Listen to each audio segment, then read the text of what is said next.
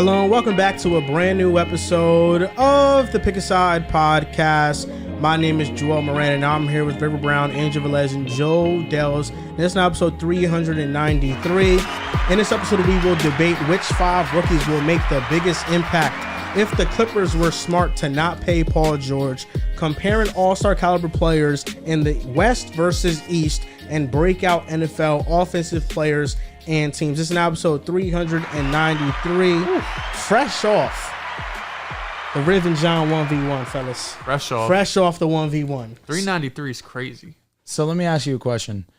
We're fresh off the John and Riv 1v1, but are we still correlating that with yesterday's episodes that we recorded? This is going to be posted the 17th, so it would have dropped. Got it. Oh, so we can talk about it right now. Yes, we can talk about it. Interesting. Oh, so now we can. So I We can reveal the winner. Oh, I whipped his ass. Hey, listen. You want me to start the intro back? So we can start it. Listen, all the hoopla, all y'all doubting me, all y'all laughing. You got a good laugh. Break down the game for me though, Riv, because you started off. It was a close game. It was 6-5, I think. At halftime, John was winning. It was 6-5. It wasn't a close game. It was 6-5. I go up to Riv. I'm like, yo, what's good? He's like, Dehls, I'm just giving him 40% right now. He's like, all I'm giving him is 40%, and I thought he was capping. He goes out there, boom, 4 or 5 straight points. Cooking. All of a sudden, it's what 11-6? 11-6, man. Just like that, but. What happened after that? I mean, you know, and I'm glad you asked me that question. So first of all, we got out there. John and Joel has been warming up. Trader, I may add. No. John is sweating his ass off. And Joel's giving him tips, pointers. We'll get on to that later. He did a lot of stuff like that throughout the game. So yeah, we start off interview process. You guys have all seen all this. I hear in my right ear, like I'm over here talking to Drew, me and him chopping up. He's like, yo, Riv, you can't lose this for the hood. You know, 8%, he's 8% black. So he's telling me I can't lose for the hood. I hear in my right ear, Joel taking the underdog. He's taking John in the matchup. So it felt like to me, I felt like Boston, Dehls. I felt like everybody wanted to see me lose just cause, they wanted to hate. So we start the game, right? And he's getting some good looks. He had a good 10 open looks to start the game. I'll be honest. He definitely did. I was also, taking some bad shots, settling a lot. Like Dehls mentioned, halftime hits, 6-5. John is up. Dehls comes talk to me. He's on some shit like, Riv, what's going on? But mind you, prior to 6-5, Dehls says the only way Riv loses is because of him. So when he came up and talked to me, I told him, I'm like, you know what? You're right. The only way I can lose this game is of me. I gotta lock in. And I told Dehls, I'm gonna give you 70% right now. As a matter of fact, I told him I'm gonna get a steal right now. So get back on the court. I see Joel over there still giving him pointers, still trying to help him out. Shit looks nasty over there. So we start the game. I quickly 3, boom, layup, boom. Layup, boo. All grown man layups, by the way. You're going to see in the clip. Everything I did was grown manish. When you're bumping him, John is moving. Yeah, there's very a little shoulder bump. He's all the way out of bounds and shit, embarrassing. By the way, if you want to see this, subscribe to the Patreon, only where you'll see it. Bingo. Then I go up 11-6. I took my foot off the gas, started to take some bad shots. John ended up hitting a 3. Then he hit a tough N1. The N1 y'all all seen. N1 bitch, as a matter of fact. That y'all all seen. That shit is legendary. Yo, we got everybody thinking John won with that clip. OD. Heart started racing. Game got a little exciting at that moment. I'm like, all right, it's 11-10. At least you're keeping it a step. It's 11-10. He's got the momentum. Yep. It looks a little funny. Let me play some real defense. Joel gave him a little tip prior to that play. And I'm going to be real. It was great drew tip. Up a diamond. I gave master him class a play. perfect play. I told him, I said, listen, Riv is playing up on you. I said Riv is playing off on you. When you drive, he's overcommitting on your drive. So when you get to that first dribble, he will be already with 1 foot in the paint, and you could pull up on him and you'll have space with that shot. He was settling for too many 3-point shots. When we were training before y'all got there, he was a mini I was getting his rebounds, and I'm saying, doing 5 spots, 5 shots. He's come on, John, let's get some movement in here. That's why he was drenched when y'all got there. He was drenched. We had a whole Kobe Bryant full-on tribute workout before Rev got there, because I knew John was the underdog, and I said, I need to train him up. I need him to be prepared for this moment, for the monster that Riv is. So then I told him, I said, you'll have the pull-up shot. I told him, you'll have the pull-up shot. And all training session long, that's the shot he was taking. To the point that he told me, he said, I don't take threes when I warm up. I don't take them. I just take the mid-range shot. So I was surprised during the game that he settled for every single 3-point shot. I think that mid-range shot he could shoot it. But that 3-point shot, that's the one that it was hitting the side of the rim. It was going in and out. He just couldn't hit it. But that 11-10 spot, he had a chance to tie the game in and out. That was a bucket right there. He should have made that play shot. scared the shit because when he rolls up, I'm like, no. No, he dead caught me. Yo, and then when I turned and missed, I'm like, yes, it's so lit. I was watching the footage back and I seen that play. It really just went in and out. Oh my God. You really did get lucky there. At that moment, I'm not like, I gotta win. I gotta win this play. You were missing a lot of layups too. Around the rim, you were getting into the paint. You were getting right into the rim. Felt like Tatum out there, man. You know, I was just Christ. missing a lot of easy ones. He's man. cooking. I felt like him out there. But nonetheless, John, good game. Against John, yeah. John, good game. I won that. I told you before the game, y'all doing that little Kobe workout. Well, I need 3 shots. 3 shots. Get in there. See what I got to do. I commend you for thinking your protege could win that game, but unfortunately, he just couldn't get it done. But what do you think was your best highlight? Was it the one-legged 3-pointer? Has to be, right? That was great. Because I talked crazy after the 3. He said, I'm going to hit another one, hit the fucking backboard. Because before that, I'm telling John, I'm like, John, you scared? You look scared. You're like, toughen up. Come on, why you playing defense like that? 1-footer, jumper, watch it go up. Shit went out. I'm like, yeah. Because Drew right before that, he like, you're settling, Riv. So I knew when I hit that shit, I'm like, yeah. You must have taken 7, 8 threes. Nah, you shot way more than I thought you were going to. Bro, it's a game to 12. It's hot. You know, I'm trying to conserve the energy. Nah, that's true. But I got a few good highlights. But I think that one was my favorite. I thought Riv's best highlight was when he just ripped the ball from John. At the very end of the game? I think, no, it was towards the beginning. It was at the beginning, and he hounded John on defense. Yeah. John couldn't even get a dribble off, and I said, okay, if it's like this, he might get smoked. The difference in the game was the paint area, truthfully, because John could not get in there to save his life. And when he did, Riv was swiping at the ball. The ball was coming loose. He was trying to shoot contested layups over Riv. It was tough. But anytime Riv wanted to go into the paint, he was getting in there. After the game, you interviewed John, and he gave a couple reasons for why he thought he lost. Sounded like First, you. he credited excuses. Riv. Number one, he said the ball was different. The ball that he trained with was different than the ball I gave you guys a beautiful basketball. The ball he was training with was ass. It was terrible. No, it was terrible. I will say this about your ball. It is a great ball, very bouncy. Yes. Okay. Very It is. bouncy. Yes, and when definitely you're for sure. dribbling it, it's gotta have some tougher. control on it. It's tougher. So he said that was one of the reasons. And this was after the fact.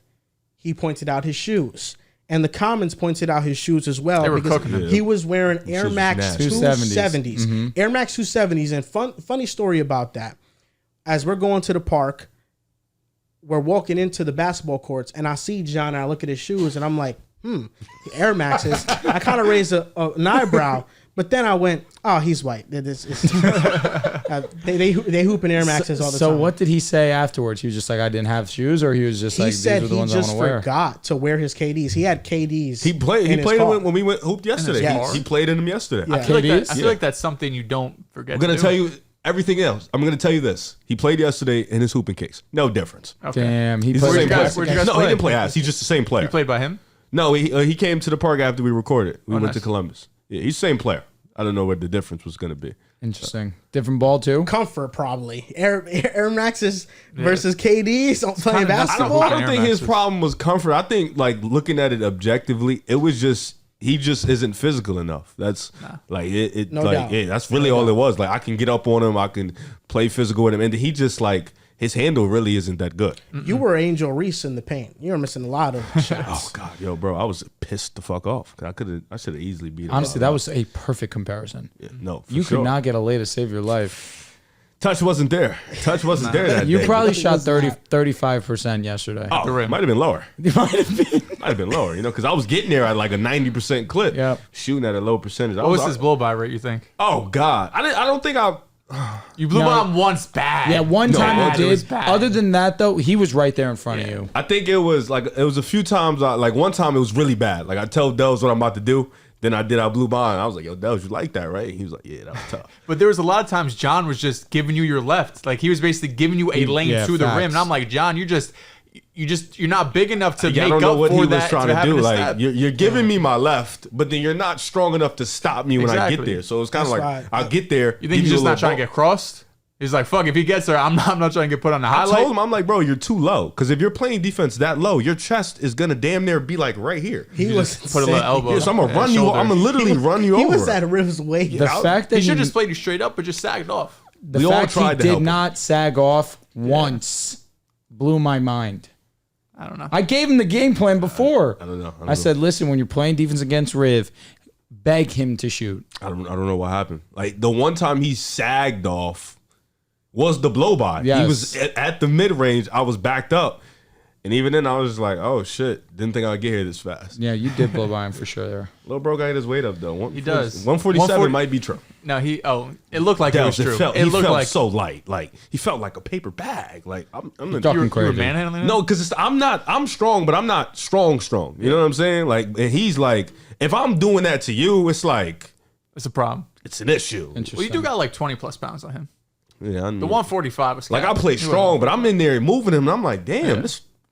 You know what I'm saying? But Like, you just got some aggression to you. You know what I mean? that's what I'm saying. You're also like what 5 years older than him. You got a little more grown man strength to him too. He just not. I told you I was trying to take his man. You were trying to take, yep. Hey, I mean, some of those shoulder bumps you were giving him, he probably felt it. He was quiet for half the game. He was. Not the It's an only and time one he bitch. got loud. Yeah, that was it. That was it. It's all right. Shout out to John though. He's on the team, y'all. He's definitely sure. he's on the team. I like how he plays the Starter? right way. What? Starter? We'll see about that. I gotta see what's going on. You know, gotta evaluate the talent. Oh, you're out know. this. We've this- seen I am worse out this start. I'll season. say that. He's so, cooking. You know, He's cooking. Got I feel like John will be a great off-ball player. Yeah, play off me for sure. I'm an off-ball player. I believe I everybody. became an off-ball player. Everybody's an off-ball player on my team. Exactly. Riv is a fucking 75% usage rate. Oh That's God, being nice. Like, oh, you know, I got the you're rock. efficient though. Huh? You're efficient. As a playmaker, yes. As a Scorer, scorer not now. so much. Okay, damn. I God only bless. take layups. Low key. I was like 50, 40, 30 free throw. Free throw? I only took 2 free throws. Oh. I went one for They don't one. call a lot of fouls. I really am not a driver. Oh, where you said that? Facts. I was like 43, 34. What's the next pay-per-view event we're gonna rock I out was with? 34% from the 3-point line. No. You I What'd you wasn't. say? I wasn't in the 20s. You might have been. I have all the film, Drew. I know.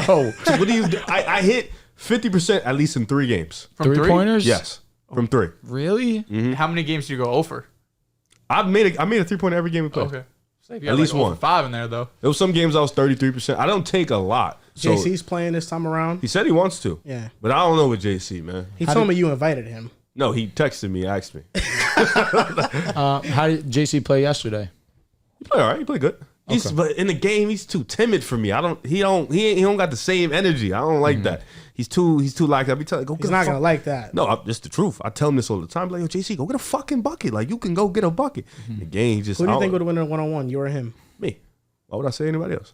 That's a fact. I mean, what would you expect him to of say? course. I'm I could just guard. asking, I could just just asking. guard people better than they can guard me. What do you think is the next pay-per-view event we're gonna put on for the streets? I don't know. Could be anything. This That is would- that cool. would- I like what we did. That was a matchup brewing for months. We got to find something. I wouldn't be opposed to doing some football content either, Oh, yeah? like in real life football I'd content. be down. I would be down for that also. Or if we Like had, a 3v3. if we were going to Vegas, showdown. we could have done like a 5v5 with numbers on the board or something. That would have been Imagine that. That'd have been tough. You think they would have played basketball? I don't think. Nah, I remember last time saying something about we should have gotten together and balled, and just like, nah, Vegas isn't really the energy for that. I was like, all right. Go host one of our league games. That'd be lit. Watch and see how ass we really are. Yeah, that's great content. You want to see you can see a who league really- game? Subscribe to the You page. can see who really fucks We'll up. have there, the you know, footage. 'cause a lot of things be on my fault, Dehls, but you know, other No, people it's on don't. you. You know, Yeah. I ain't gonna say who. What are you but talking about? I'm talking about the other Is 7 he guys. sitting at? Yeah, I get all the blame because I'm the point guard, but you know, in reality, It's crazy, too, because I left a lot of those games after we lost. Like, hey, I did what I could.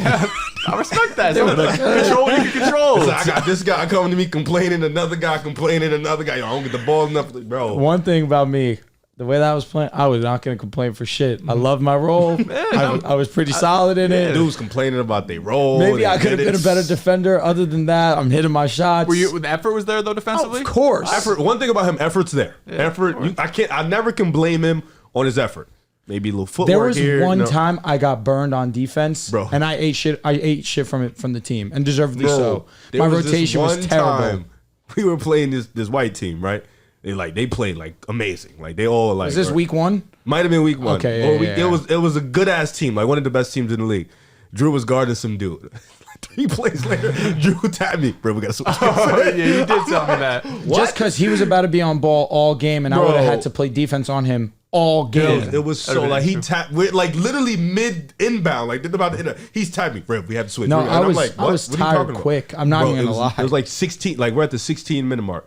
I've never seen a player that fast knew what the assignment was. Some people like the wait. Listen, you know your strength, know your weakness. No, I At the end loved of the it day, because yeah. some people wait until the second half. He's hot, and it's like, Riv, get him. What the fuck? Like, Nah. what am Down I? 15 already, and you know, Yeah, it's like, no. What am I supposed to I do like at this to point? think I'm very self-aware. In that moment, I knew if I stayed on him, either I would have died on that court because I would have been so exhausted, and he would have killed me regardless. Yeah. So I mean, that really would have been the only outcome, and I would have missed my shots on the other side. Was too. he just bigger? That's why he took the assignment. He was just quick. Yes. Yeah, I Yes, was saying actually. originally why, Yes. yeah. He was a big dude, and I was just like, all right, I'll take this one. But then he was the ball handler, He's fucking and he was Jokic. fast, Yeah, and he I was lied like, to God us. damn.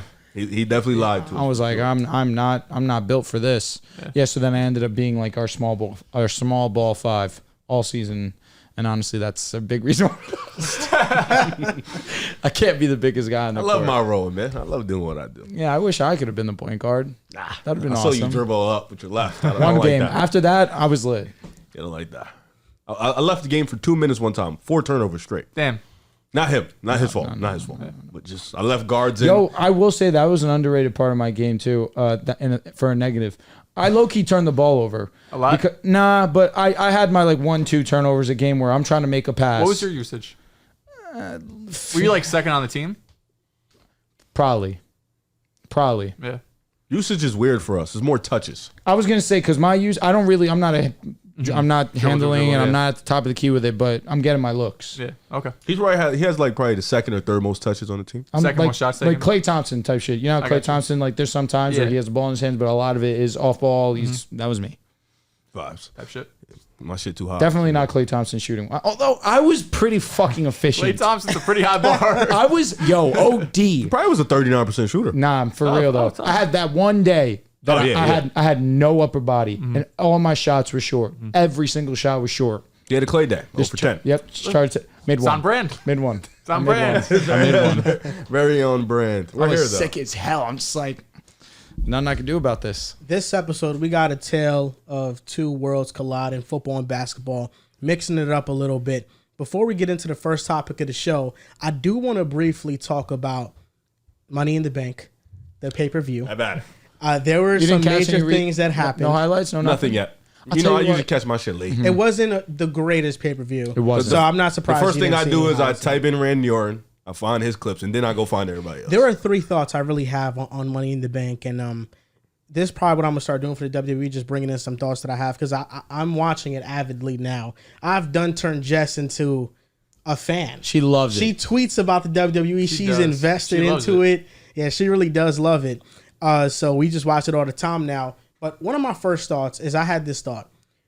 Did the WWE ruin Money in the Bank by not making it just a match at WrestleMania and making it its own pay-per-view? Because it feels like a B-tier pay-per-view. We know the main pay-per-view is SummerSlam. Money in the Bank is leading into it. I don't know. It just feels like a B-tier pay-per-view. Let me tell you this. That hurts to hear because in terms of a concept, it's brilliant. Because some of the best moments in WWE has been that cash in. So to hear you say that does kind of sting because it's one of my favorite pay-per-views, one that I look forward to the most, truthfully. But this year, it didn't have it for me. I was happy that, of course, Tiffy won. That definitely was one of the highlights for me. But Drew winning, then cashing in, then getting his moment Yeah, what was that stolen thing about again. Drew supposed to kick out and he didn't? Oh no, Oh, Damian yeah. Priest Damian botched Priest. it. And what sucks about that is Priest and Seth had a great match. But that right there, he was supposed to kick out, did not. You know what they said it was? They said that during the movie it was an accident, but Seth need him. And Priest was dazed and he was out of it. He was out of sorts. Damn. He even told Seth after a little bit, you could see like him whispering it to him. But yeah, when you look at Damian Priest's eyes, they were like rolling in the back of his head. Like he looked like he was out of it in that moment. They said that could have been a possibility. The production team with McIntyre's music. Do you feel like they wasted the briefcase? Of course. And I think that they gave it to the wrong person. They gave it to the right person if this is what you wanted to do. You want to continue to build this storyline with Drew and CM Punk. But we've already known that that's a locked match whenever CM Punk is ready to return. I think that Jey Uso would have been perfect for it. We've been waiting for a title run with Jey Uso. And I'm not necessarily, you and I were talking about this, and I agree with you wholeheartedly. We don't need a long-term champion. This title right here is supposed to be a fighter's title. Yes. Let them go. Let Jay have the briefcase. Let him cash in, win his title. If you really wanted Gunther to be your heavyweight champion, that can inevitably happen too. But this title should be floating from superstar to superstar because there's so much high-end talent right now. And this briefcase was completely a botched opportunity. I agree with you. It feels like for one, we have to understand that before this pay-per-view, people thought that Seth Rollins was going to win the match. Yeah, people true. thought Seth was going to win a championship, have it for 1 month, and then lose it to Gunther. Cody Rhodes right now is the only champion that should hold the title for a long time. Agreed. Because of how long it took him to get it. And that's the biggest prize in the WWE right now. sure. And that's right now the only two guys I think that are deserving of holding that title are Cody and Roman Reigns right now. And Seth Rollins. I got to throw Seth Not Rollins Gunther? in that mix. The Universal Championship? Yeah. Not yet. I don't think so. I don't think so. He just became the most successful IC champion, made the IC relevant. What's the IC? Kudos. Intercontinental Championship. No, Lock in. it is. It was never called the IC when I was watching wrestling. No. Honestly, I'm kind of a square for calling it that. I'll be transparent. definitely cooking. But Gunther made that title relevant and made people care about it. So much so that people are saying Braun Breaker is now getting screwed over. They botched his build-up by having him lose to Sami Zayn. Sami Zayn is a vet. He's been in this business for a while. He's taken a lot of bumps. He deserves to hold the champ for a while. But it goes to show you, Sami Zayn is one of the top guys too. Not the upper echelon, but he's a great fighter. He's holding a pretty prestigious title that people wanted a young kid to come in and take. It's because Sami Zayn's title defenses have been against more reputable opponents, in my opinion. Yeah. Towards the end with Gunther, yes, he fought reputable guys, but Chad Gable, that storyline was there, and they wanted Chad Gable to win that championship because of how it tied in with his Alpha Academy storyline. And then with Braun Breaker, we know he's a young star, but I don't understand this whole notion of just because he loses to Sami Zayn, he's getting buried. Yeah. This is his first IC title match, and he can have a rematch. I understand some people being mad about being pinned clean, but I want to see more clean pins in WWE. For sure, because I feel like every match nowadays sometimes always ends in some type of interference. Yeah, and it's true. not terrible to just lose. It's not. No. You can still bounce back if you just lose. It's just about when you lose. It's like people love Braun. I love Tiff. Tiff, when she lost that Elimination Chamber, I thought she looked the best out of them, but she got pinned clean. I was pretty bummed that she didn't win, but I understood her time's inevitable. She's too big of a superstar or a potential superstar to bury them after a loss like that. Braun has been so amazing just to watch. He's a Injuring Ricochet. He is a beast. He is strong as shit. He is entertaining to watch. It's impossible for fans still not to fuck with him after he just lost one match to, right now, one of the hottest guys in the game. But what do you think about what I asked earlier when I said Money in the Bank was better as a ladder match at WrestleMania only and not as its individual pay-per-view? I think that the pay-per-view itself, again, I love the concept. I look forward to it. Whenever you see one of these guys win the briefcase that you've been waiting for a while, it's always awesome to see that final cash in. I mean, you saw it when I'm blank on Dolph Ziggler. When Dolph Ziggler held that briefcase forever, that's one of the best cash-ins where he beats Alberto Del Rio. Seth Rollins' cash-in is probably the best cash-in where he cashes in at WrestleMania and he has the heist of the century. There's just been so many great moments with that Money in the Bank briefcase that I just can't look at it and think that it should only be in WrestleMania because there's already so much going on with WrestleMania. Now turned into a 2-day event. Money in the Bank, I think, is a good pay-per-view that had just gotten squandered this year because of botched bookings. And the last thought I had was John Cena's retiring.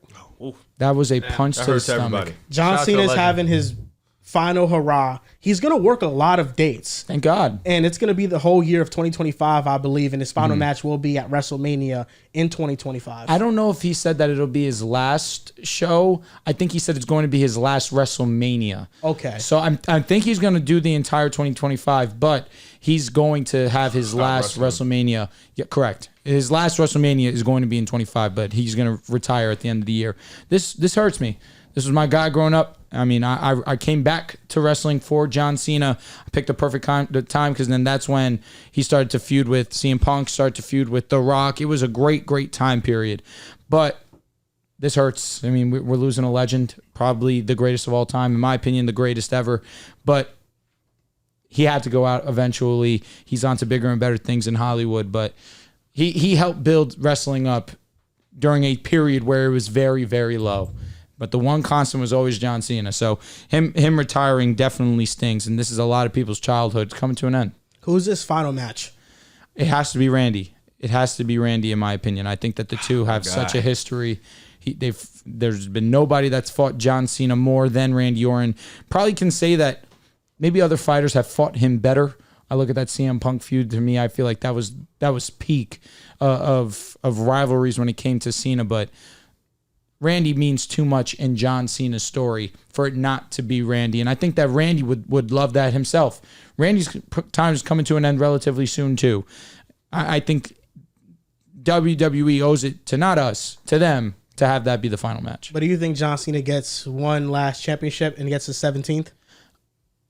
I don't know, man. I think that he wouldn't do that himself. I don't think so. It's taking away from the product in a sense because he'll be invested. He had to take it away from Cody. Is that what the fans really want? And what is he going to do? Win the championship and then ride off to the sunset? Yeah. Unless, like you said, that's his last WrestleMania, but he's still wrestling after that and then just drops it like a pay-per-view. Like if he were to drop it at SummerSlam and SummerSlam was his last fight and they fought Randy versus him at SummerSlam, I'm cool with that. That's dope. That sounds awesome. Low key, I just gave myself goosebumps. And Randy beats him. John Cena, he would beat Cody. Correct. John Cena would beat Cody at either WrestleMania or whatever the hell event it would be.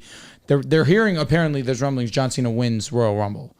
I feel like that would be a bit much. That would be nuts. That would be crazy. But then he takes the belt off Cody at WrestleMania. Then if it's going to be the last match, let it be at SummerSlam. I think that that's a great way to end it. But now what happens with Cody, that's where it kind of gets a little bit dicey. But there's so much that they can do.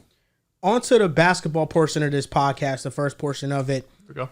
5 rookies that we feel like will make the biggest impact for their teams. I'm thinking we might have different players for this list. Outside of Rob Dillingham, I'm sure we're all going to have Rob. I do have Rob here. Are we going to go 5 to 1 or these are just 5 I was just rookies naming the 5. So you didn't list it? Did you guys list it? Or I had 5, but I listed them 1, 2, 3, 4, 5, but it wasn't really like in order. It's just how Should I have listed it in order? Let me cook.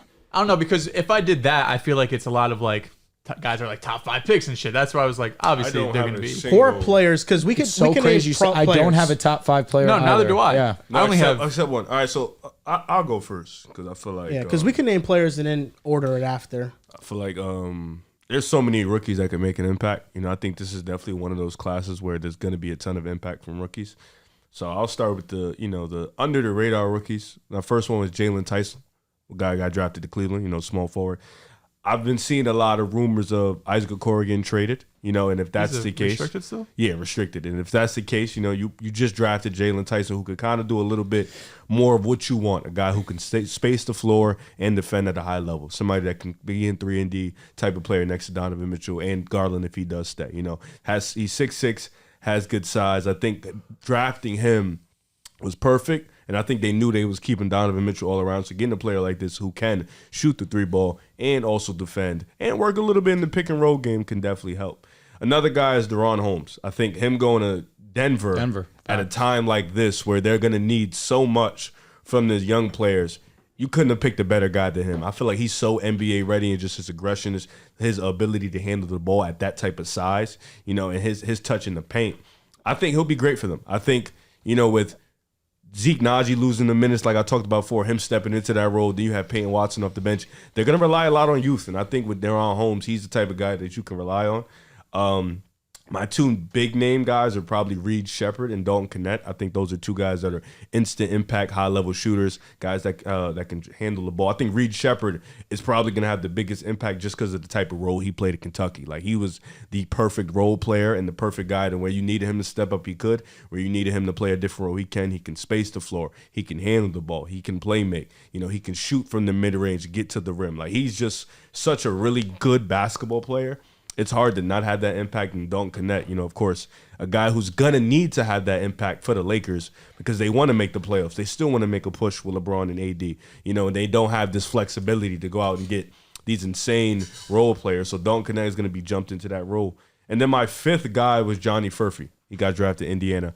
I just think with that system, he may not get the burn, but when he does get the burn with that system, that type of creation they have, the type of ball handlers, the type of playmakers, the type of positions Rick Carlisle puts his shooters in. I could see him having Ben Shepherd like impact when Ben Shepherd did get in the game. Come in, space the floor, hit some tough shots. Johnny Furphy with the size, 6'7", 6'8", the great shooting he had in college. I could see him coming in whenever he does get the chance and making an instant impact. So those are my five guys. All right, so I do have Rob Dillingham on here. I guess I can't be surprised that you don't have him here. I think that with the obvious understanding that. What do you mean by that?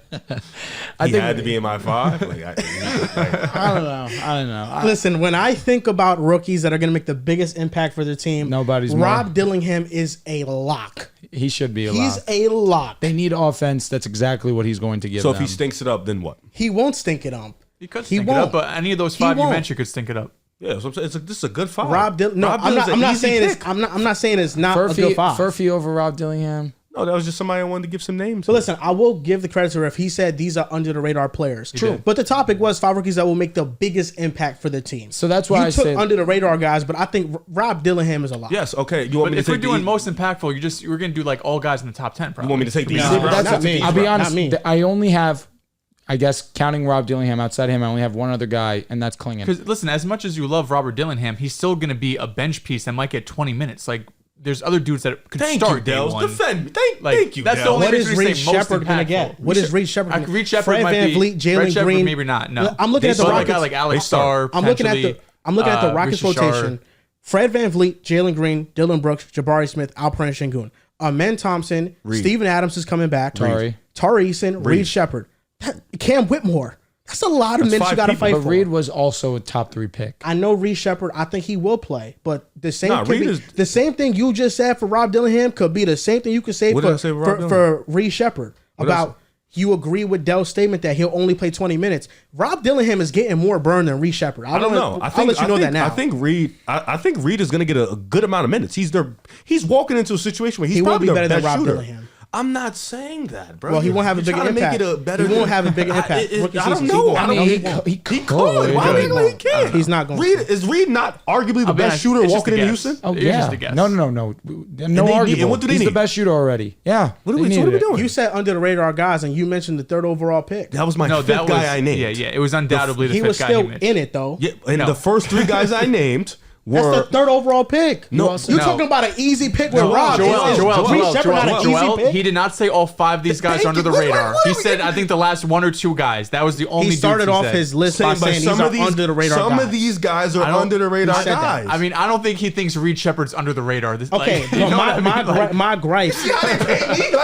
But one thing's for sure. My gripe is that he said Rob Dillingham's an easy pick. Like Reed Shepard is not. He's a 3rd fucking pick. He's easy too. He's right. No, I'm saying Rob Dillingham would have been an easy pick for us. Yeah. That's all I was saying. Yeah. Because it's an obvious answer. Okay, but so you're upset that you're just upset that Rob isn't on my list. I'll be honest, it shocked me. No, it shocked me. Because I knew somebody else would say it, so I tried to be different. I'm fine with that. So would you say he's in your top 5 most impactful coming into this year? Like, what do you mean? Like, if I'm just making the question that was posed. Yes, he would be. He would probably be 2. The topic of this question was 5 rookies that would be the most impactful for their team. Go your 5. I want to hear this. Number 1 is Robert Dillingham. Okay. I think, and I even have projections for these players too. I think Rob Dillingham will average 14 and 4 as a rookie. I think he's going to play. It's pretty good. 20 plus minutes a night, and he's going to be one of the best. I think he's going to be in the Rookie of the Year race. He's going to finish top 3 in Rookie of the Year race. Okay. Number 2 is Zach Edey. I think Zach Edey, he could be number 1. I think Zach Edey might win Rookie of the Year. I think he's going to be that good. I think he's going to average 14 and 9 for Memphis, possibly 15. He will be a double-double machine his rookie season. You guys know I've been high on Zach Edey. Number 3 is Khalil Ware. I think Khalil Ware is awesome. Next to Bam Adebayo and that Heat system, he's been dominating Summer League. I know it's Summer League. I'm not putting too much weight into that. But at his size, his versatility on defense, how he can finish around the basket, he can also stretch the floor. My rookie stats for him, 11.7 rebounds per game. That's what I'm expecting. Number 4, Yves Missi. He will start for the Pelicans on day 1. And I think he's a lob threat. He's an excellent rim protector. He's an absurd athlete and finishes around the basket strong. I have 9 points a night with 6 rebounds for him as a rookie, starting at center. I think that's fine. And number 5, it was a toss-up. It was between 3. It was between Connect, it was between Ryan Dunn, and it was between Stephon Castle. So can you name somebody nobody knows? I could if I wanted to. Do it. But that's not who I think will be the most impactful rookies. So can I ask you a question? Like if he says Ryan Dunn, that's cool with you? Ryan Dunn, I don't know if he gets a lot of minutes. No, but you're saying someone that not many people know. Like Khalil Ware, Yves Missi, that'd be cool. Ryan Dunn. But I'm saying Yves Missi and Ryan Dunn also are 2 names I would say that's a shot. Like he's saying that's a shot. No, I think Yves Missi's probably going to start. They don't have a big man. Yeah, but he's also wasn't a lottery pick. But neither was Deron Holmes, Jalen Tyson, and Johnny Furphy. I think in terms of prospects and in terms of being known, Deron Holmes is just as known as Khalil Ware and Yves Missi. Listen, I think at the end of the day, it's fine that Riv had some under the radar guys mixed with some top guys. I'm not saying it wasn't fine. I think it's fine if you include Reed, if you include whoever else. That I just was caught off guard that you didn't have Rob. That's all. When I read the topic, it wasn't who's going to have the 5 most biggest impact. It was just 5 rookies that are going to make an impact. That's how I read it. Now, if I bring into question your reading abilities, what was the actual topic name? It was exactly who will be the top 5 most impactful rookies. It was 5 rookies that will make the biggest impact for their team. For sure, but that's happened to all of us at this table. We've read a topic differently than what it is. Listen, Riff. I don't disagree with your list. What's your issue? I don't know what's going on. I don't know what's going on the left side. Because you're not listening to me. I'm not just angry. I'm not. You painted a narrative. No. I'm not just angry.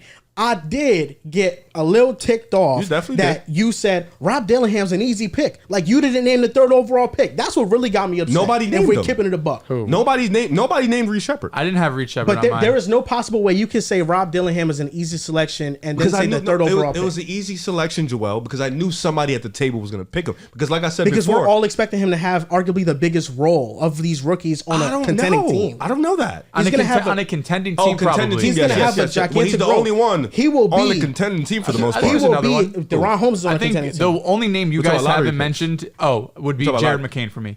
I think Jared McCain's the only other player that you didn't notice because the other ones I had was Rob Dillingham. I had Khalil Ware. I don't know if he's going to start next to Bam, but I think they don't have any really front court depth at all. No. So he's going to get minutes. Dolan Connect, we mentioned a bit, but just as a shooter, JJ Redick has emphasized he wants to have more 3-point shooting than Stephon Castle. But again, top 5 pick, we're expecting it. But Jared McCain, Philly still only has a handful of guys on this roster. And when you look at their backcourt depth, of course you have Tyrese Maxey there. They're slated to start Kelly Oubre at the 2, and you have Eric Gordon. But there's really not a lot of depth there. I don't know how much we're going to see of Maxey and Jared McCain in the backcourt together, just because that's a really small backcourt and defensively could have some issues. But he was one of the better 3-point shooters in this draft. He could spell Maxey at times. And if you just look at the other guys that are there, it feels like he has a role kind of carved out for him. And I think the only thing that's stopping him is Philly is a contending team. So if he has some struggles early in the season, is he going to be able to gain that trust from Nick Nurse when you go on to playoff time? Does he still get 15 to 20 minutes? But I think he's someone that Philly's probably going to need this season. Yeah, I definitely didn't get into that deep of a bag with my names. Rob Dillingham obviously was the first one that came to my mind. He's going to be one of the few rookies that's going to be playing meaningful minutes down the stretch of the season. And I think that with what Minnesota needs, Rob Dillingham fits that exactly. I do have Ryan Dunn on my list. The Suns needed a point of attack defender. I've been here. They needed a point of attack defender. No. I just know Riv's very critical of his offensive game. He just said he might not get minutes. But no, he's going to play. I said there's a chance he might not get minutes. I think Ryan Dunn is a lock-in rotation player. What does he do? Who else? He plays defense. That's what they need. They desperately need a defender. What else? That's what they need. They just need dirty work guys. They don't need that. a dude that can't score. They could use a dude that could just be in a dunker spot and just cut to the basket. That's all you didn't even watch his tape. He don't even do shit Can like he that. play more than bowl? Watch his tape. Come on. Can he get like bowl type minutes? Like 15, 16, fine. Yeah, I mean, like, bowl resort to that when it minutes for them comes to at talking times about a last prospect, year. and you're wrong. Ryan Dunn is gonna play for the Suns, bro. But also- they need what he has. Barely. They also don't. Barely. They Okay. also don't. We'll see. We'll see. We'll see. They also don't need what's what the he statement? can't give you. He said he'll barely play. Good 15 minutes, 10, 15 minutes. They don't. It's okay that he doesn't have great offensive skills. No, it's not okay. I think 10, No, 15 minutes is the it is expectation. okay because you have other great Brother, if you- elite offensive bro, if you options. All they have are offensive. They you have players. brother, 0 point of attack think- defenders. Dude, I don't think you realize when you have a dude that cannot score on the court, it is very easy to just pluck somebody from him and go defend other players. He's Why gonna are we acting prove like we you don't wrong. know ball? He's gonna Like, prove what are you we wrong. doing here? But you're Like, saying- I was watching a at the combine same- interview. He Dehls, was on what numbers was on the they doing board. to- what was they This doing to is what Dallas? Ryan Dunn said. Ryan What was Dunn. OKC doing to Dallas? Leaving PJ Washington, leaving We're talking Derrick about the Jones Jr. playoffs, bro. We're talking about the what were regular they doing? season. They're gonna leave Ryan Dunn open. Let's not Okay, let's not be you think that Mike Budenholzer is gonna be dumb enough to leave Ryan Dunn open as hell on a corner? He's definitely gonna play around the rim, bro. Come on, That's let's really- stop fucking That's- around. Come on, we know he's gonna play. He's gonna Ryan play Dunn's around gonna the- play. He's He can right. play Some around the minutes. basket. How many He can minutes? play in a How dunker many minutes? spot. How many minutes? minutes? Because I think Riff's saying 10 to 15 is more than fair. This is a rookie on a team that has some vets behind gonna and play friends more than ahead of 15? him. 15 is good playing time. Yeah, You said if barely playing is not 10 15 minutes is barely playing, bro. 10 10 minutes. minutes is barely. What playing. do you- Okay, wait, 15, but I agree. 15 is kind of 15 is okay. 15 is whatever. your like meaningful a in the seventh. rotation. Yeah, you're like a seventh Okay, man. fine. He's gonna play 10 to 15 I think he minutes. will play an important role for that was the team. misconception. You thought He 15. he will play an important Is role. he gonna for play their more team. than Reed Shepard? Because you don't think he's gonna play. Reed Shepard is the third overall pick. You just said he's not gonna play. Don't. I never don't bring, said that. You said When he's did barely I gonna say play. that? You just You said did that. say No, that. I You didn't. just said he's barely No, gonna I play. didn't. It kind of came across. You No, listed I out the didn't. depth chart saying like Jalen Green, Fred Frazier. You did say that. I'm not gonna lie. Joel, it kind of came across like I that. named those names because They all got 20 plus minutes. The Rockets have a lot of players that can play minutes. So is he Reed gonna play, yes or Shepard is no? the third overall pick. He will play minutes. We all understand the politics. what did you bring him up politics of for? sports? Because you mentioned at that time Rob Dillingham is only gonna play 20 minutes, and I said so is Reed Shepard. What's the difference? I don't understand what you're saying. I'm here. You don't mentioned get it. Rob Dillingham in the light of Like you're saying 20 that minutes correct. is not enough to impact, yes, and then you said no, Reed Shepard. no, I didn't say that. No, I didn't say that. don't think No, I didn't say that. I didn't say that. I didn't say that at all. He's lying again. He's lying again. I didn't say that. Don't let him paint a narrative. I did bring up the minutes. I said because they're gonna play the same amount. Because you just made it seem like Rob is gonna have this such bigger impact than Reed Shepard. Reed Shepard can have a high level impact on the team.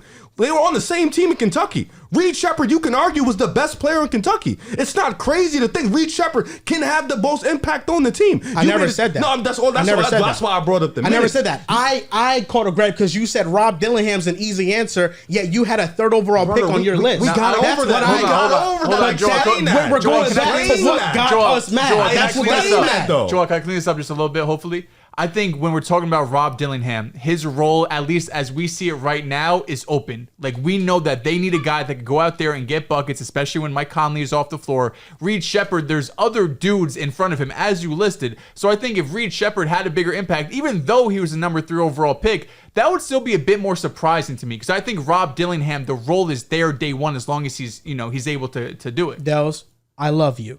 You said that perfectly. And that's what I meant when I was naming the rotation players. So that's what we all There meant. are more guys on Houston that Reed Shepard has to compete with for minutes. Should he get minutes? Yes, he's the third overall pick. But you cannot deny, off the bench with Amen Thompson, Cam Whitmore, Steven are Adams. wings. Yes, but I'm saying But Amen's supposed to be those are good players that can be in the rotation. I know. Reed Shepard will be in it because they need his shooting, but they have a lot of great players off the bench, and I would not be surprised if he's the 9th guy or 8th or 9th guy off the bench. I don't know. Maybe the he might same be thing higher. you're talking. 8th or 9th guy? Yeah, I mean, Amen Thompson is. Amen Thompson's coming off the bench. Right now, I don't see, and I love Cam Whitmore. I don't see a big enough argument to say I would play him more Well, minutes Cam than Reed. Whitmore is like 10th on this list. He- I think is Amen getting more minutes than Reed Shepard? Yes. Is Steven Adams getting the same or more minutes than Reed Shepard? It's only back a bit. Yes. Tari Eason, can he at least have the same amount of minutes as Reed Shepard or a little bit more?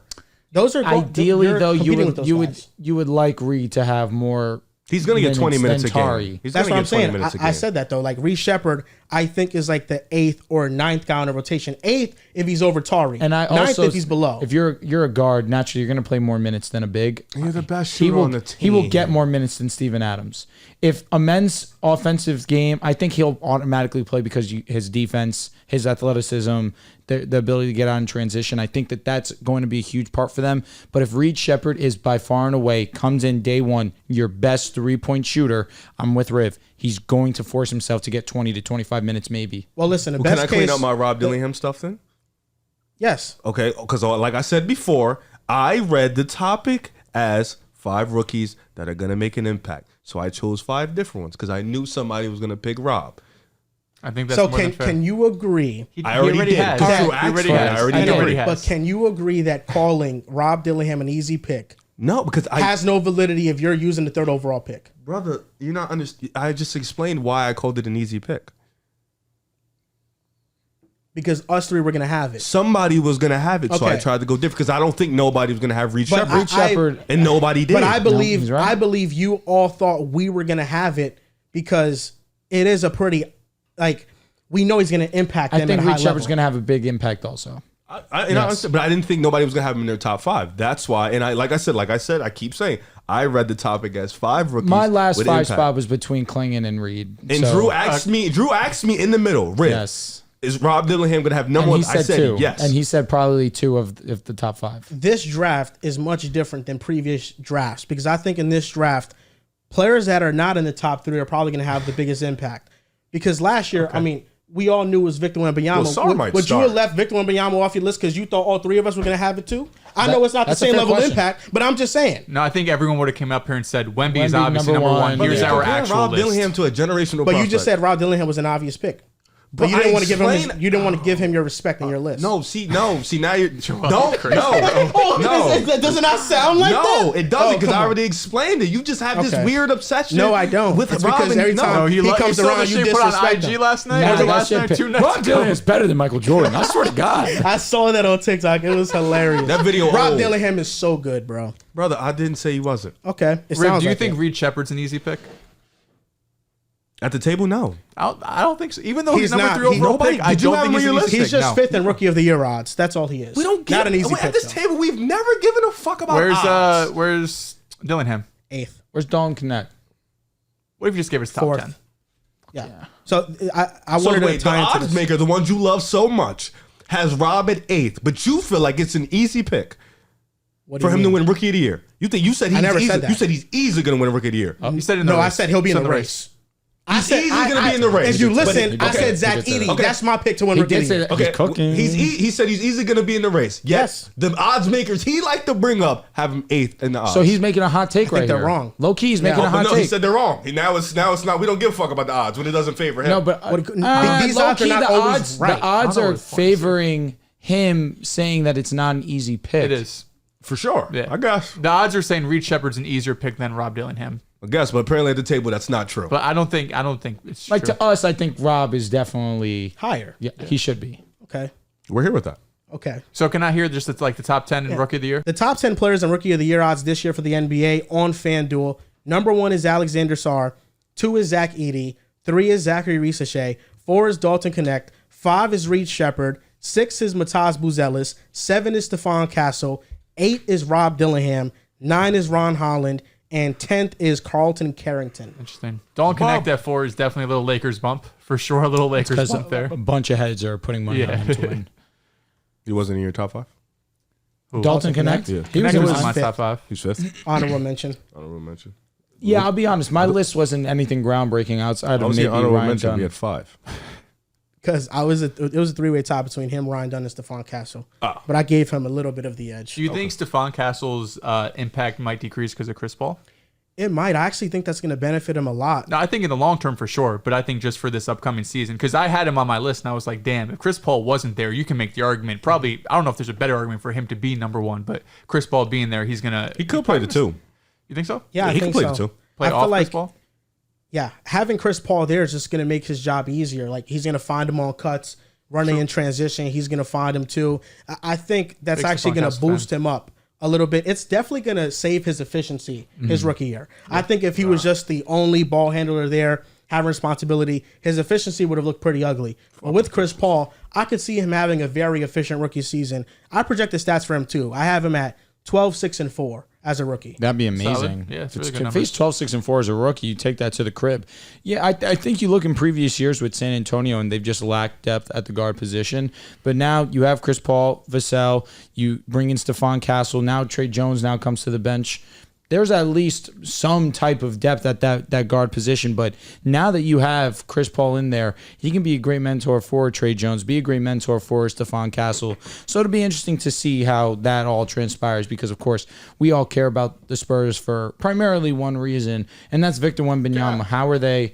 I know Stephon Castle's your guy, but at the same time, he's my guy too. We understand. Yeah, welcome. Okay. Honestly, even before he showed love to the Celtics, I liked him. Then he showed love to the Celtics. Oh, yes. Oh, yeah. Welcome. I'm glad to have you here, man. Yeah, but I think we just understand how can we get Wemby the ball in his best spots.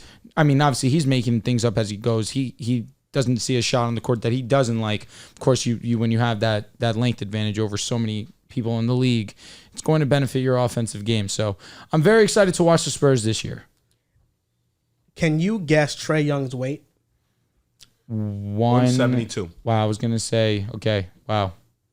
170s. 165. Yeah. He's 164 pounds. Went over. I believe it. Could you guess Mike Conley's weight? 171.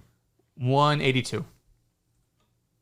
Let's go. He's a little thick. Let's go 161. 175. Okay. And this is the last player. Can you guess Chris Paul's weight? He's a little thick. A little chunky now. He's also like 6. 192. 168. No, Chris Paul is not 168, bro. There is no way. 195. He's John's weight.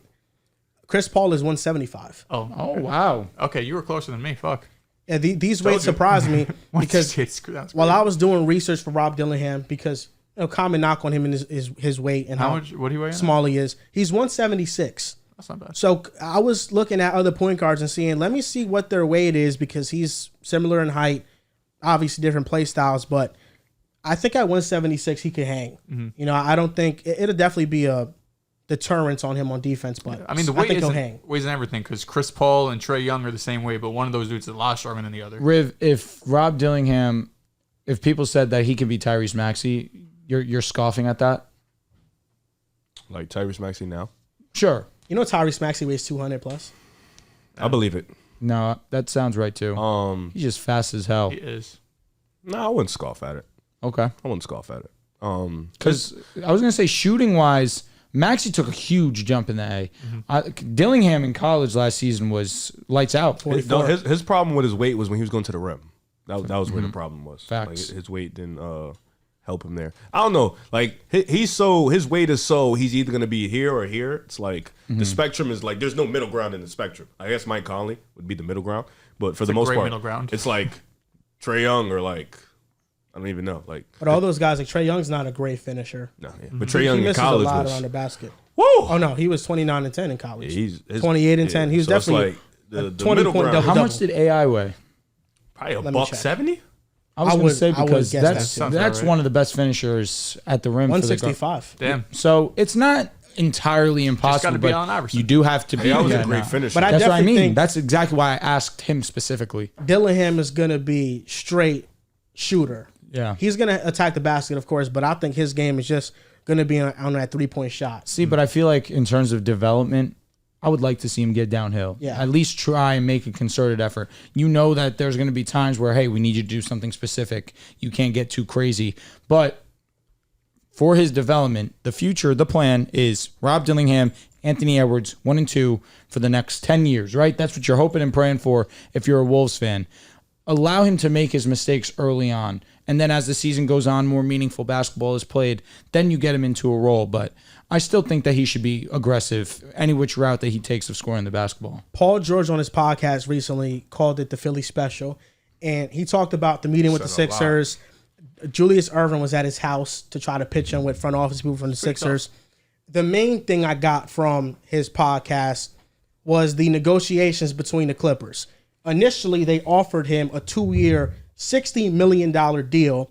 Paul George took it as straight disrespect. That is insane. Then he asked for a 3-year deal for $150 million with a no trade clause. And then his final ask was 4 years, $220 million. I know the Clippers have gotten a lot of backlash for the failed experiment of Kawhi and Paul George, but objectively speaking, not thinking about the history of this team and the expectations, but where they are at now, was it objectively a smart move in not retaining him? No, I don't think that objectively it was a good move. You have a very solid trio. When all of these guys are healthy and playing together at the same time, we were talking about one of the best basketball teams in the NBA. Kawhi Leonard goes down late. You still see Paul George and James Harden playing high levels, particularly Paul George. In the playoffs, of course, Paul George didn't have the greatest closeout game. Really just...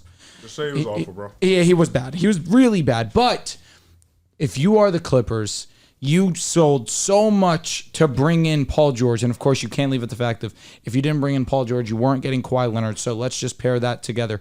You sold so much to get Paul George onto your team that you let him walk away for nothing in return. To me, that's objectively bad. You also look at the contract that they offered him, 2 years, $60 million. That's objectively bad. We all knew that Paul George was going to get an insane contract. He is one of the better players in the game, but you gave up so much. Although you guys did underachieve, more often than not, Paul George is playing for you. More often than not. So it's tough to take it out on him. Understand Kawhi Leonard versus him. When they're healthy, it's not a conversation. Kawhi Leonard is the better basketball player. But when the three were on the court, James Harden, Paul George, Kawhi Leonard, this was a fantastic team, a very fun team to watch. To not even respect him with that first offer, what did you anticipate? That he was going to give you the benefit of the doubt in these free agent talks? You lost that when you gave him that disrespectful ass offer. I thought the Clippers were damned if they do, damned if they don't with Paul George. Because realistically, listen, having James Harden, Paul George, and Kawhi Leonard is great, but I don't see a championship ceiling with this team. I think between some of the depth concerns outside of them, that big three, and also the injury concerns with Kawhi Leonard be your number one, and also with James Harden coming up short times in the playoffs, it's really hard for me to look at that core and say that they could have legitimately competed for a championship. And if you're going to the second apron and you're going to have two guys on a max with James Harden making $35 million, it's really hard to justify any team that doesn't have a chance to win the championship. But on the other side, when you let go of Paul George, now there's no world you're competing for a championship. And it's even difficult to see a world where they can even get past the first round, because in my opinion, they're not going to be a top 4 seed. So when you go into that first round, the playoffs, a lot can happen, but as we sit today, I don't think any of us are taking them over Denver, over OKC, over who am I missing here? Denver, OKC, Minnesota. Like, I don't think we're taking these guys over any of those 4 teams. Then you look at some other teams in the West, like the Grizzlies, who are going to be back better than they were last year. You have the Lakers. I think that would be a tough matchup for them. So there's really no matchup in the West, especially if you're going to be a bottom 3 or 4 seed in that top 8, that's going to be favorable for them. Now, the one caveat I will add here is that this makes it easier for them to rebuild, because right now, with Paul George off the books, you're under the second apron, so automatically it's going to be easier to facilitate trades, to send out, to get more money in, to send out money, to use draft picks in the future. It makes it easier in that instance. And I also think within the next 2 years, it's probably more likely than not Kawhi Leonard gets moved. James Harden's on a 2-year deal. Kawhi Leonard's on a 3-year contract. Now, given if Kawhi has another injury-plagued season or he gets banged up in the playoffs again, I don't know how many teams. There's probably still teams out there because it's Kawhi Leonard, but he's going to be basically on a 2-year, $100 million contract next season. And that's a pretty big cap hit that you're going to be taking on a guy that really hasn't proven he's been able to stay healthy for what would be going on like 5 or 6 seasons. But I do think the fact that they moved off Paul George, in my opinion, at least shows that, you know what? This isn't going to work out. Let's not pretend it's going to work out. But even still, that first offer of 2 years, $60 million was way too disrespectful. But I also think Paul George had to have maybe a bit more self-awareness and say, I don't know if I deserve the same contract Kawhi got. Kawhi got 3 years, $150 million. Can I take 3 years, $120, 3 years, $130 to stay here? Because he said that he wants to finish it out in LA. So the final offer for him being 4 years, $220 million, the Supermax, I see why the Clippers pass on that, because that's just really hard to pair him and Kawhi Leonard and basically saying, this is going to be our team because we're going to be in the second apron. We've tried this year after year. It hasn't worked out. So I think just repeating that process, especially once, Paul George's at 33 years old, Kawhi's at 34 years old, it feels like that just would have been a disaster. What do you think, Riv? The whole watching it was very embarrassing if you're a Paul George fan, because a lot of it was a lack of accountability. A lot of it is, like you mentioned, there was a lack of self-awareness. You played like shit. He was ass. You had one game. One game. They won. You were amazing. You see what happens when you're amazing? Facts. You kind of win games. When you're not good and you're shit, your team loses. Granted, nobody blames you for the Kawhi injury. It's unfortunate. His knees are very messed up. But you had an opportunity to, and now all of this, you start to put the timeline together. Contracts was stalling in February. What was his worst month? Facts. Around that time. So you start to put the pieces together. Kawhi said he'd take less. Harden said he'd come back. Why not you want to take less? Why you need that much money? I understand people want to take care of their families. I understand the taxes in California are amazing. Brother, you're getting a lot of money. They're not amazing. They're amazingly high. Yeah, I'm sorry. I understand. The taxes are brutal. Let me say that. Yep. But you have a shoe deal. Your shoes do numbers. Your shoes are amazing. You still get paid. Like, you have these endorsements. You have the podcast now, which is doing numbers. Brother, you can take some money less to be with this team. So everything starts to add up. Then you go into the playoffs. You have an opportunity to literally prove yourself, be amazing. And Harden knew the same thing. And for the most part, Harden was pretty great. Harden went out there, did everything he could. PG, you did not show up. Now you're going into conversations with, now you did have the most efficient regular season you've had probably in your career. Like, you were amazing, but you tallied it off with another drop off in the playoffs, and that's not ideal going into negotiations. I don't think the Clippers are wrong in their efforts. I think you have to understand, yes, you do have a new arena that you have to put butts in the seats in, but realistically, unfortunately, Kawhi and PG have not been healthy enough to kind of put a championship banner or even get there in this whole Clippers era. And you still have Kawhi and James Harden until you can figure out a rebuild, because they had either swaps or no picks for the next 3 or 4 years. So they don't own their first round pick until 2030. Yeah, so they're pretty much in the mud of, we kind of have to compete. We kind of have to stay relevant to put butts in the seat until we figure out what we're going to do down the road. And Kawhi's not going to be here forever. We can see that. He's kind of, and even when PG, he said so much, they had a conversation with Kawhi. You notice Kawhi didn't really say, oh, you sure you don't want to come back or not, just do you. Kawhi kind of understood, like, this isn't working. It is what it is. Let bro go out, get his money, enjoy his life. And then you notice it wasn't many teams that wanted to offer PG. The market is stiff right now. It's not ideal. So I think the Clippers made the right decision, because at the end of the day, you were going to tax yourself to those 3 guys, and you may have an opportunity to win the championship, but you may not make it with this roster in April or May. Another cool thing he did say, though, which really shocked my eyes, was Westbrook was the first one to ask out when they was at OKC. It wasn't PG. It was Westbrook, and Kawhi got that information, and that's why he called him. That was shocking to me, because I didn't think Westbrook would be the one to reach out, like, the go out first. He's crazy for outing him for that. Yeah, that was nuts. That podcast has a lot of information, but I believe it. Nonetheless, I thought Westbrook would never do that. That's kind of crazy, but knowing that was pretty cool. But we're in Philly now. Oh my God. Paul George is going to be on his 3rd team in 7 years. Something like that. He stuck it around with the Clippers. He's been there a while. With OKC, it was just 2 seasons. And the second season looked a lot better than that first season. Oh, brother. They were on a high that second year. He had his best career year, you can argue. I don't think Paul George gets enough slack for having unsuccessful tenures with teams that he's been on. So? He gets shitted on. He gets criticized. He does it to himself, though. A ton. Definitely with LA. With OKC and Indy, not as much. And if I'm Philadelphia, I'm pressing the red panic button if I'm a Philadelphia 76ers fan. Pick a side. Really like this and pick a side. I'm picking the red. I'm pushing the red panic button. All right. Because he said he wanted to retire a Clipper. Mm-hmm. I thought him asking for 3 years, 150 with a no trade clause was stupid. Oh, dude. That was the most dumbest thing I've ever heard. There's no way they're going to offer a 34-year-old a no trade clause, especially when the Clipper situation at any moment could go off the rails, and now they're going to be stuck with you. We just seen what happened with Bradley Beal.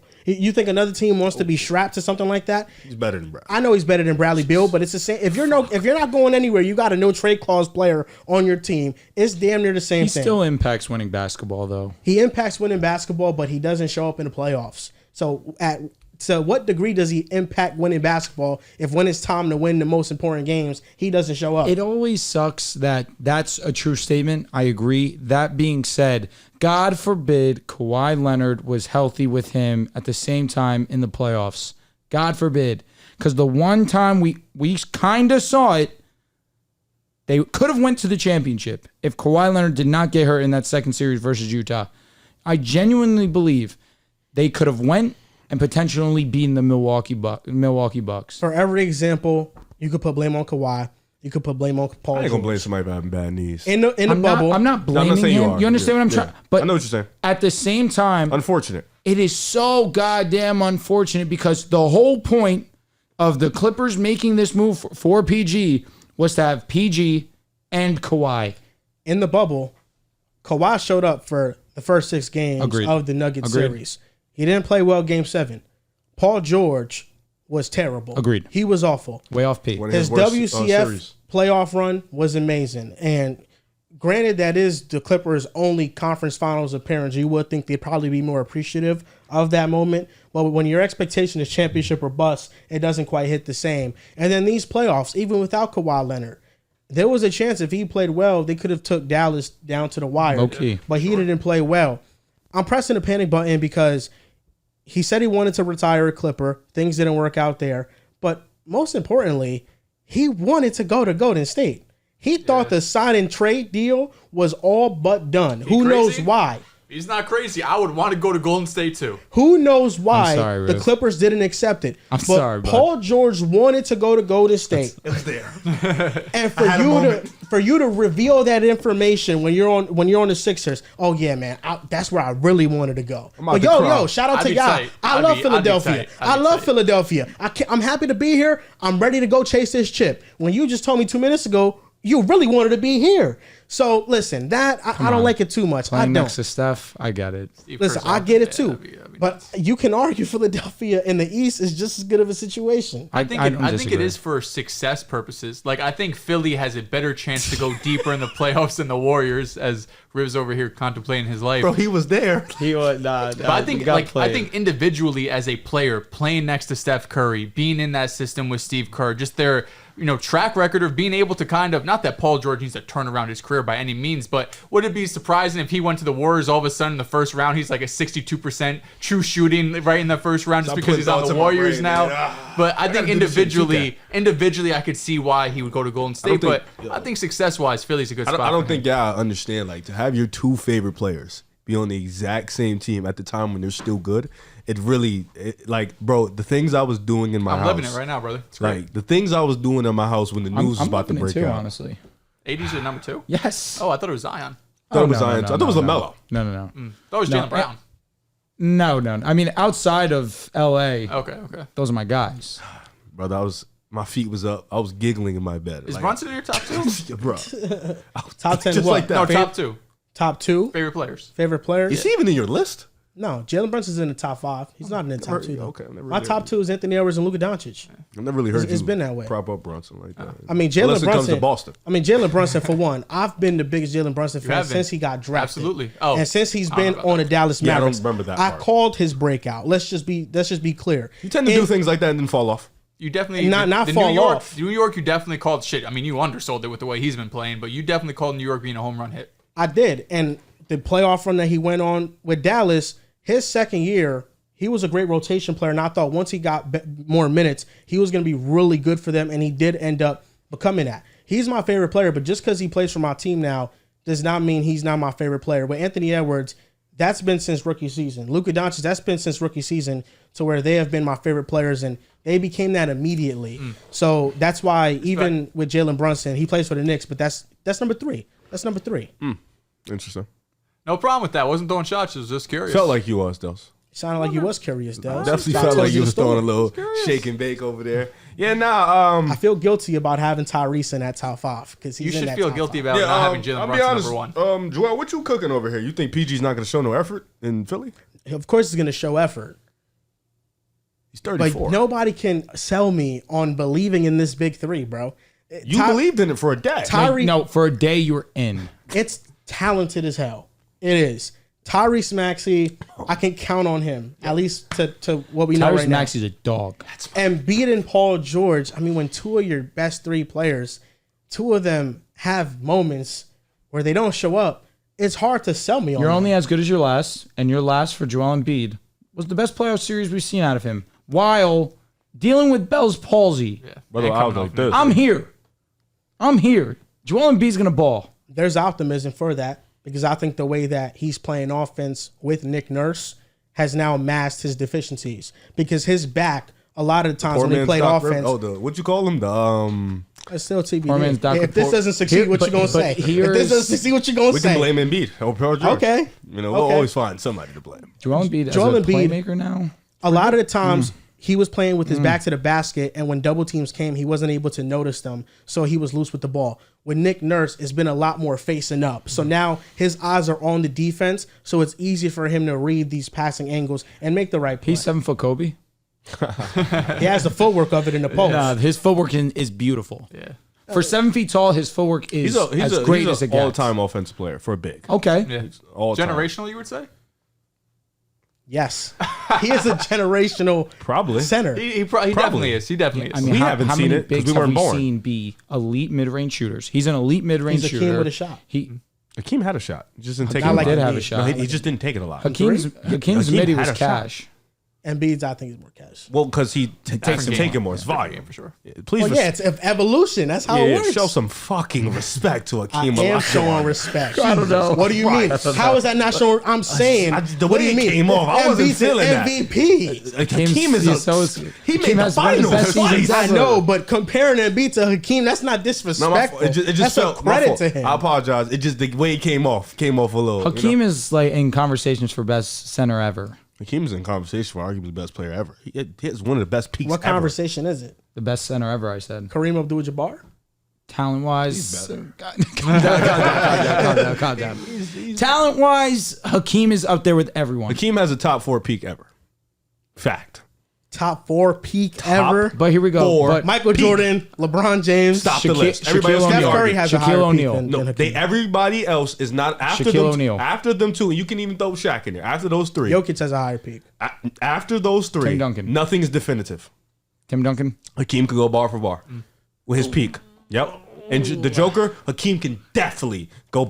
Hakeem's peak is better than the Joker's. Joker's peak isn't over yet. To be Jokic, fair. three MVPs in the NBA championship and Hakeem, and Finals MVP. MVP, DPOY. How many MVPs ring in the does Hakeem- same exact year? I don't You're think talking you about understand. 1 year, not a no, multiple went year back to sample back, size. though. He went back to back. How many MVPs does Hakeem have? I don't give a fuck. I'm gonna tell you that. Like from the bottom of my One? heart. No, I thought think two. I thought he went back to back. He might have one. He might just have one. That was him at 35. Fuck, you're right. Hakeem only has the one one. in 95. He's an MVP one time. Yes. 95? 2-time DPOI, right? Let me Two-time look champ. at the. No, he's a multiple time DPOI, I thought. I'm looking at it right now. 2-time DPOI. Oh, no. it is 2. 1-time MVP. Shout out That to matter. Land of Basketball. Oh, that matters, man. So you said 2 DPOYs? Yeah, he has that. Okay, and Jokic has 3 MVPs and an NBA championship. He has 2 NBA You can championships. argue for both. No, I said I think I would take. All I said was I would take. I'm going to Hakeem's be peak. honest, though. I think Shaq is. He got have it. him. He got it. Yeah, you got him. Shaq got it.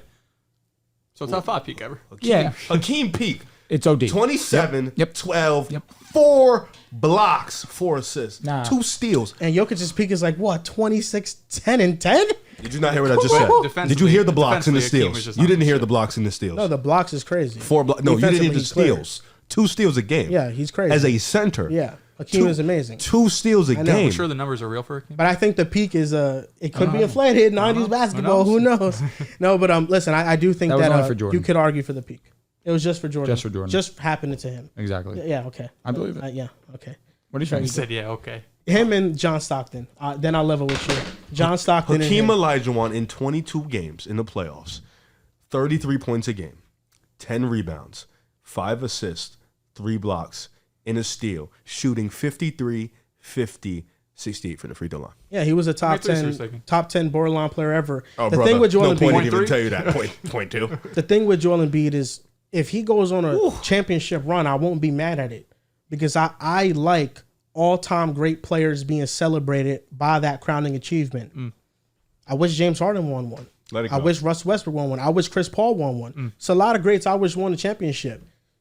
Embiid, if he wins one, I won't be mad because he deserves to be recognized all time. And I feel like with a lot of players Did you feel that way about Tatum?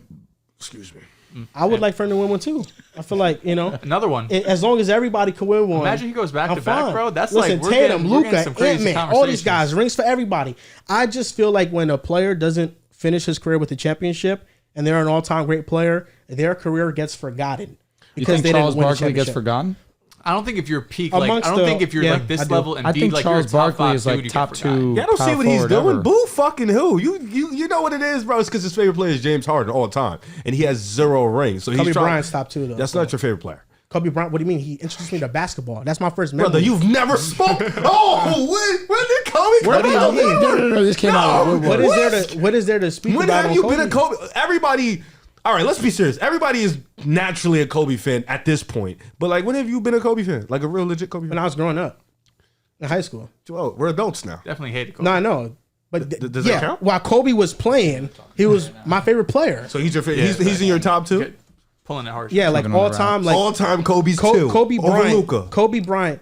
Yeah, Kobe Bryant more than me because that's what introduced me Anthony to basketball. Edwards. My first memory watching basketball was There's no the way he likes Kobe more 2010 than Anthony finals. Edwards. I've There's never no way. in my. I don't know if you Yeah, like Kobe more than Rob Dillingham. I like Kobe on a, I really I like don't know. Kobe on a different level to where I'm not just watching his basketball highlights. I'm watching his interviews. I'm watching his guest appearances on other Never podcasts. made a Kobe quote on the podcast.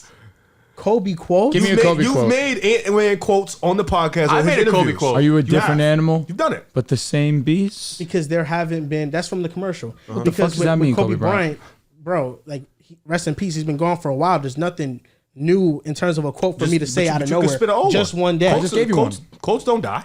They don't. Quotes going forever. I don't think Kobe is much of a quotes guy. He's Really? just a motivational speaker type of guy. Because when I Quotes was, come from because motivation. I used to watch Kobe videos A reaching foul. after school. Whenever you're in your bed late at night, when you're sleeping, Is it after it's school or dark. is it at bed? Which one is it? Listen, after school What is school? after Middle bed. school, elementary At bed school? counts as after school. Because you know how it is when you're in your room all alone. You're just chilling. You're deep in your thoughts. I pop out a little Kobe motivational video. that's what happened you to pop Carmelo out. and Anthony? he talks about That's what do you where he mean pops Carmelo up. Anthony? Didn't you become a Knicks fan because of Carmelo Anthony? Yeah, because it was between him, the Nets, and the Knicks with the information that the Nets were moving to Brooklyn. Yes. So for me, whoever Carmelo goes to, I'm gonna be a fan of. That's why I became a Knicks fan.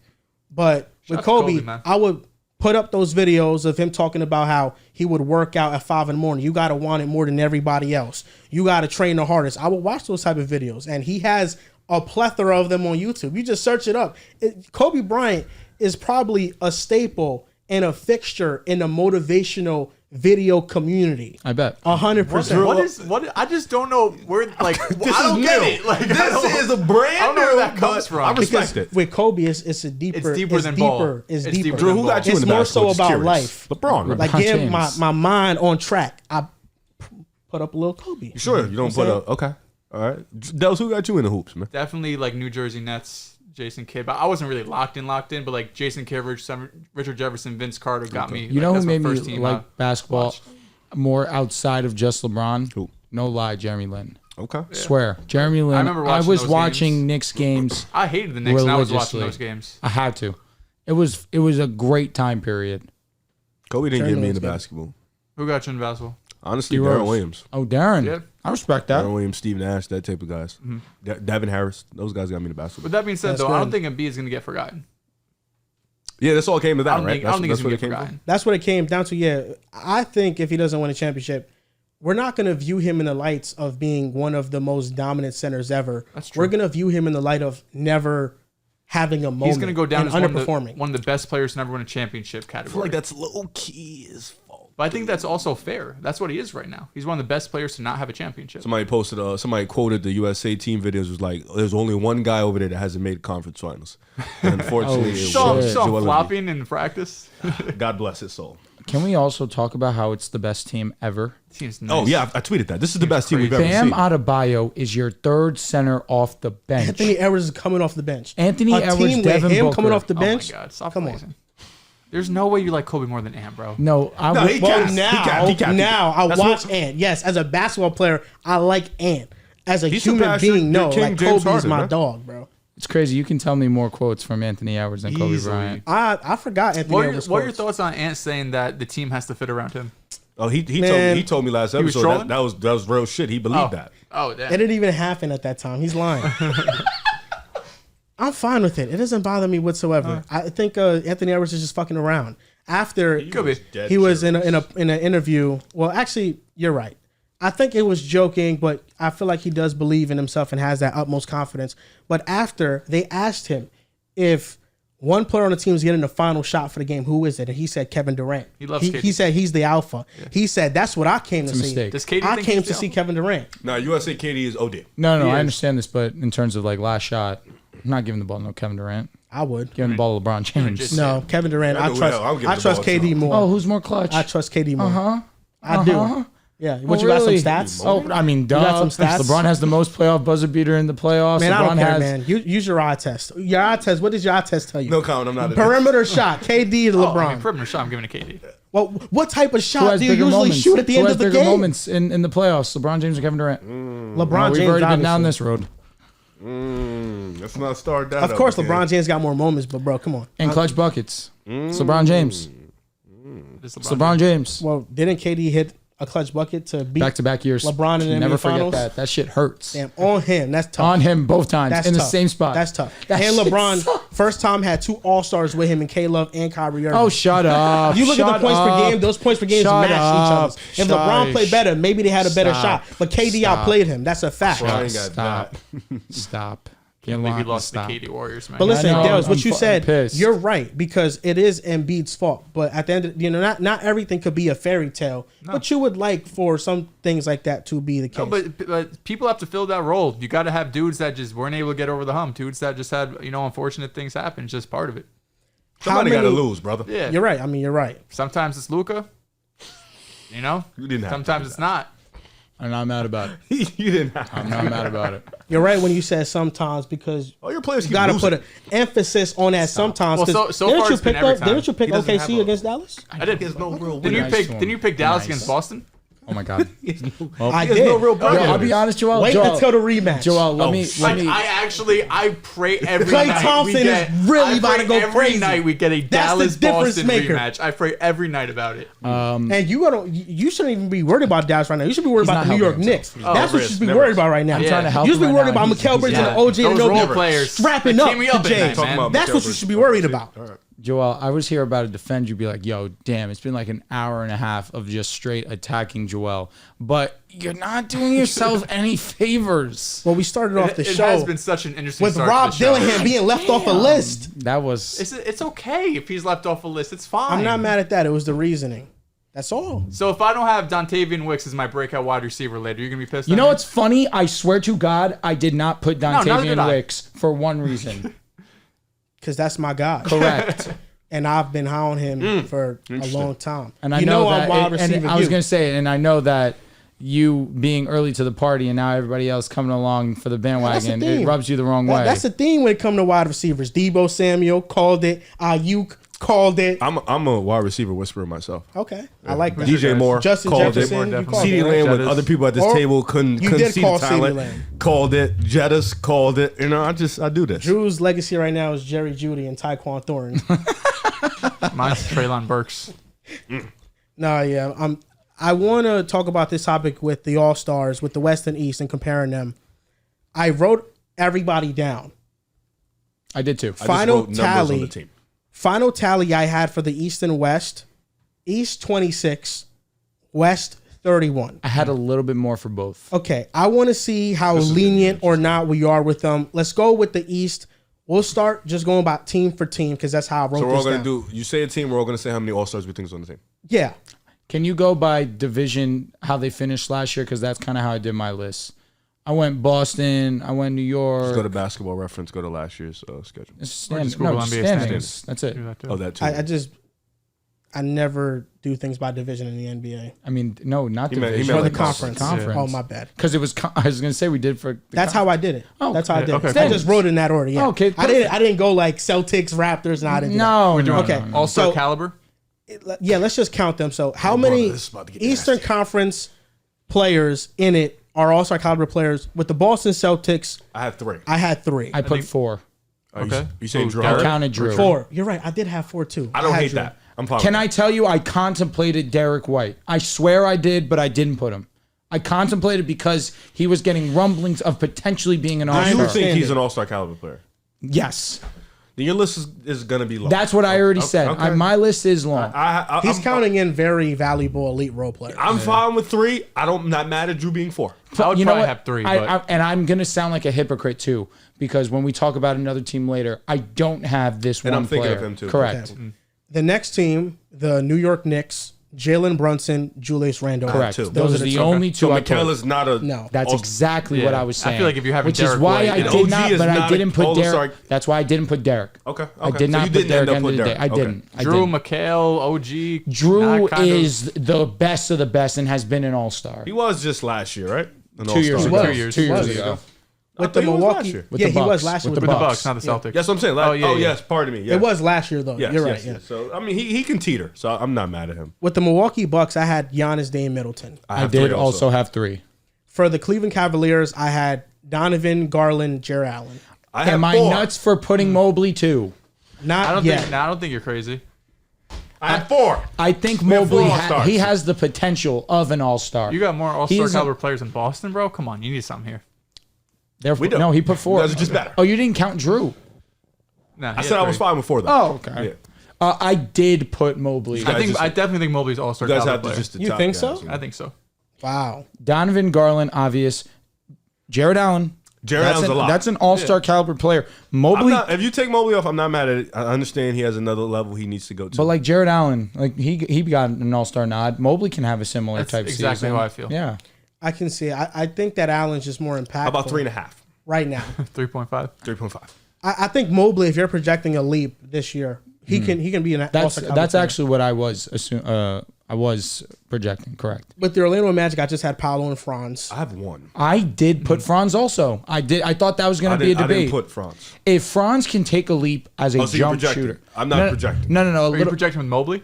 I didn't project with Mobley. You That's why think I right had now? 3.5. Oh, okay. But I say this with the idea. Can we pick a side? I said I was fine with either. I said I was fine. Like, It was a 50-50. Like Franz already is averaging 20 he was points. top 3 in DPOI. If the Magic take another fair. leap as a team, they're a top 2 team in the Eastern Conference. With Paolo already, we know that that's an all-star. If Franz can become an efficient more efficient, get me to 35, 36% from 3, I'm already assuming he's getting to 24, 25 points per game. You can sneak into the all-star with that. I think that if he has is to an do all-star. all that, he's not an all-star as of today. I don't. All-Star Right now, caliber he's player not as an of All-Star today. caliber player. I don't think. I think that's a fair That is a fair assessment. I agree. But I think to strengthen the argument, Franz is a top 10 player in driving and finishing around the No, basket. he's one of the best He's an finishers elite in the rim. finisher. Like when I view Franz Wagner, how I view him as a second star. That's how I view him. That's definitely his Because ceiling. I think if we're counting Cade Cunningham and Scotty Barnes as All-Star caliber players, which I think they are, I think Franz is in the mix. He's in the I mean, conversation. their I roles think are Franz is different. definitely the third best of the two. Yeah. The but three I we think he's just- in the conversation. I do have Franz here though. think So like, but I'm different. if we don't want to I'm put a little Franz, biased here. So Franz yeah, or no Franz? would say I only had Paolo. I'm just going to write Franz, and then we're going to would fix put this up at maybe. the end. It is a maybe. Okay. The Indiana Pacers, I had Halliburton and Pascal. That's Siakam. all I had also. For the Sixers, I had Embiid, Maxey, PG. Yep, Yep. 3. Yep. For the Heat, I had Jimmy Butler, Bam Adebayo, I do not have Tyler and Hero. I had Jaime Jaquez. No, No, I'm just fucking with you. Okay. Yeah, I don't just had have Bam Tyler. and Jimmy. All right, don't Bam have and Hero. Jimmy agreed. For the Bulls, I had Zach LaVine. I did Thank too. God you showed a little Question. respect. I always show respect. I wrote. I did not write Kobe White. I Kobe put White. Kobe White 4 question marks. I did not, Not yet, write not Kobe. yet. All right. I did not write Kobe. Sorry. Even Zach Levine are being a little kind. That's an all-star. Stop it. Please stop. Please. Stop. Point per game merchants. Screw you. For the Efficiency. Hawks, I had Trae Young. Yep. Yes. Yes. For the Raptors, Scotty Barnes. Question. He was a half. No, he made it. He was a fucking Reserve, replacement. What was he? No, Yes, I think he was a Scotty's All-Star level. Hear me out. If we put Mobley You there, gonna say I'm fine with RJ? Scotty. Emmanuel quickly. Oh, IQ no. You're not He getting hurt. balled the fuck out with the Raptors. I need to see a full season. He was efficient as hell. He was a great playmaker, and he was getting buckets. He could be, but I don't think right now he is. Caliber. Franz Not shoots all-star caliber. 24% from the 3-point line above the I break. know he's terrible at And it. 33 in the corner. With that Raptors, he averaged 19 and 7. I know. 19, 5 and Correct. 7. I think that's good. I don't know if that's Scotty all-star. Barnes. He can take another leap. But you're projecting. We said it right now. You project too fucking much. Emmanuel quickly was damn good. For the Hornets, I had LaMelo Ball. I just have one. And Brandon Miller. Not yet. Not Not yet. yet. Not yet. Not yet. Jesus Christ. Not everyone has to be an all-star. He's an all-star caliber player. He He just can't. averaged 15. not, bro. It was a good 15. Bro, his though. catch and shoot and his pull up is Franz? godly. It's terrible. Disgusting. No, No, he it's- averaged yeah. 17. I bugged. Brandon. Yeah, he I averaged know. 17. Come on. And what was his efficiency? Stop. 37% from the 3, 44% What's the from the percent field. chance he's an all-star next year? Bro, he's like, Oh no, the Hornets are bad. That's what, Exactly. like, he's Well, all-star not yet. caliber player. nah, not yet. Not He yet. will Let's be give him for another year. sure, Let's give him like another year. locked, but End of not, the year not for year sure. 2. Not year 2. For the Oh, Pistons. we got Mobley here. For the Pistons, did We you didn't have really put Tobias Mobley. We Harris didn't in gotta there? have- Wait. What's the disrespect? What? Who's a better player now, Brandon Miller or Evan Mobley? Mobley's one of the best defenders in the world. Yeah, I mean, Stop. Riv just mentioned you top you 3 hate decoy. defenders. You know, yeah. that's what you hate. Switchability. I hate defenders when your offense fucking stinks. His offense doesn't stink. We're lying here. It's not good. It's like a 5. It's not great. And I'm right, being yeah. kind. He's a 9 on defense. Yes. Yeah, maybe a 10. He's I'm with that. he's I amazing. gave him a 9 because we working on Yeah, something. yeah. I am not projecting here, though. I think, obviously, Miller has If the we talent project, of we it. have 35 to We have 40 so guys many on the all-stars. list. That's I've had a lot of guys. You project too much. Stop projecting. Was there So 15 no, spots? no Brandon. No but Brandon. caliber. Damn. Right all now, right. though. All right. Yeah. Next team. Cade. Cade Cunningham. course, sure. That's it for the Pistons. for Yeah, me. definitely. That's it. So, Who said that shit to me about Tobias Harris? I should have punched you. What is Wasn't it? me. Is that you? what? That I said is Tobias Harris an all-star? Oh, yeah, because you've been so lenient. I wouldn't be surprised. Fair enough. Derek? In total, without Mobley and Franz being added, I had 26. I'm at 21. You're at 21. What are yours? So the Heat I had 2. The Pacers I had 2. The Bulls I had 1. Boston I had 3. Magic 1. Wizards 0. Sixers 3. Cavs. Oh, I did have 4 for the Cavs. Charlotte 1. Knicks 2. Hawks 1. Raptors I don't even know. Pistons 1. Nets 0. 21 facts. So that's why, because you didn't. I had Franz in mind actually. Okay. You didn't have Drew and you didn't have Scotty. Yes. Because the Raptors, it was like I don't even know like what they called them, you know? The Raptors have one, though. They have Scotty. I think Scotty is a legitimate all-star. Legitimate? Yeah, I think Okay. so. I'll add him. I'm think not so. mad at that. What? I'm not mad. I'm not even about to go back and forth with that. So let me just enough back let me and just get this straight. I have 24. We had went over 27. 24 without Franz, without Mobley. Oh, I did check Mobley actually, so it would be 23. Let me just tell me if we're agreeing with all these names right here. Tatum, Jaylen Brown, KP, Drew Holiday, Yes. Brunson, Randall, Yes. Giannis, Dame, and Middleton. Yep. Mitchell, Garland, Allen. Yes. No Mobley. And stay you with want that third. Mobley in I this. stay want with I three. want Mobley in. If we're majority Mobley, you know how I say Mobley. If we're counting Mobley, I need Brandon. Brandon who? Miller? Yep. Oh, my God. No, we're good. We're good. We'll keep that. Yeah. Okay. Paulo and Franz. I don't agree to France. I don't have Franz. Okay. I'm cool then to take Mobley has Franz to off. go back in. Okay. You could. Tyrese, Yes. Pascal Siakam, Yes. Embiid, Yeah. Maxey, PG, Jimmy Butler, and Bam. Yep. That's 20. Zach, So kind of Yes. Zach. Trey Young, Hate him. LaMelo Ball, Yes. Cade, Yeah. and Scotty. Fine. Yes. So that's 25 all-star level players we have in the You Eastern gotta stop, Conference. man. Now on to the Western Conference. This is gonna get. You're done. We could I do it- know your list is nasty. We could do a similar 45 Do you want me to give my names then? Start I'll with tell you the who I first have. team. All right. SGA, Chet, J-Dub. I did not put them in yet. I'll put J I only Dub has and Chet in there. SGA in chat. I definitely put J Dub and Chet in there. Why not J-Dub? I don't think he's like a top 30 player in the West. In the In West? the West? Yeah. He's top 30 in the That's West. crazy. He's definitely top 30 in just the tripping? West. Yeah, no, you're bugged the fuck out. Memphis has. All right, easy. Let's All right, go, calm let's go. down. Let's see. Let me see. I would let me have see. all three. All right, I have Ant, Cat, and Rudy. Yeah. Question on Rudy? no. Oh. Can Nasrid be an all-star level player? No. No. Wow. There's way too much talent in the West. Honest question. Way too much talent. Joel, thank you for putting some respect on it. I'm shocked you're asking the question. Not That's in what that I'm six shocked. man of the year. He averaged like 11 points. No, he didn't. Not when he was starting. Can Malik Monk? No, we're just. I didn't put him, so no. All right, I'll get rid of Nas, even though he's amazing. I like Nas Reed, but All-Star is crazy. We got All-Star versus like 13 and a half. role 13 and a players. half. I know. But still, not Jokic All-Star. and Murray. Yeah. Yep. No MPJ or Aaron Gordon? No. No. Okay. Great role player. All right. I did put question marks next to your name. That was for a conversation. Luke and Kyrie. Yep. Yes. Katie and Book and Beal. No. I did add Beal too. Okay. I also did, but If you're putting Zach LaVine, fuck it, put Bradley Beal. you have to stop. There's at some point you what's have wrong? to stop. Shit, just don't move me, man. These dudes are just putting up like 20 and not giving brother, me much else. you know, 72 out of his 101 teammates he's played with are out the league. Who, Zach? Yeah. Oh, yeah. I mean, he's been out of Chicago for a while. What the fuck you want him to fucking do? Riv saw that stat and has been using it all day. I'll be honest. Good shit. I like it. I saw it an hour ago. I know. So I screenshotted it and couldn't wait to say it. I have LeBron and AD. Don't even. Nobody no. else. That's No, it. bro. Stop. Move on. Stop. Move on. That's it. Unless you're adding Dalton Connect. No Reeves. No. We're good. I put question Great role marks. player. Steph and Draymond. Yeah. We're here. You respect somebody. I did. What do you? I've been respecting You don't- everyone. You don't like guys who can't score. That's all I'm saying. Draymond the could opposite. shoot the basketball last year. He It did was have lit. an amazing year. It was I lit. won't say that. Sabonis, Fox. Yes. Yeah. DeMar. Well, Debo. My bad. Okay. My That's bad. All right. Zion, Bi, DeJounte, Yes, I would say yes. CJ McCollum. I added Nah. CJ too. I wouldn't have CJ. I did add CJ. That's too far. Yeah, I wouldn't have far. CJ right he now. was great last You year. can't get both of them. Nah. DeJounte's a lot. He's stamped. He's Like, an we all-star have to caliber say, player. does CJ McCollum have a real chance to be a top 15 player? All-star in the West? caliber player. That's it. To be, you need to be at least That in the means you top can like sneak 25. in with a sub. He cannot. Somebody get injured. He's There's not gonna the be way- first. All-Star there's gonna be caliber some player names. to me, I kind of describe it as you can be the third best player on the team that can win a championship or contend at a very high Yeah, I level. don't So think Aaron CJ Gordon. don't think I CJ view can. CJ as that. I don't Aaron think CJ Gordon. can. What do you mean, Aaron Gordon? Third best player on a championship team. Aaron Gordon. That's Listen, I that's guess exactly what you just described. because they have such a big advantage with their first guy, and then Jamal Murray jumps to All like right, a top I'm going 10 to be level. transparent with you. CJ McCollum, he's not going to be on no championship team as a third option. So let's move on. He's not on the CJ list. All right. McCollum in a vacuum was better than Aaron Gordon.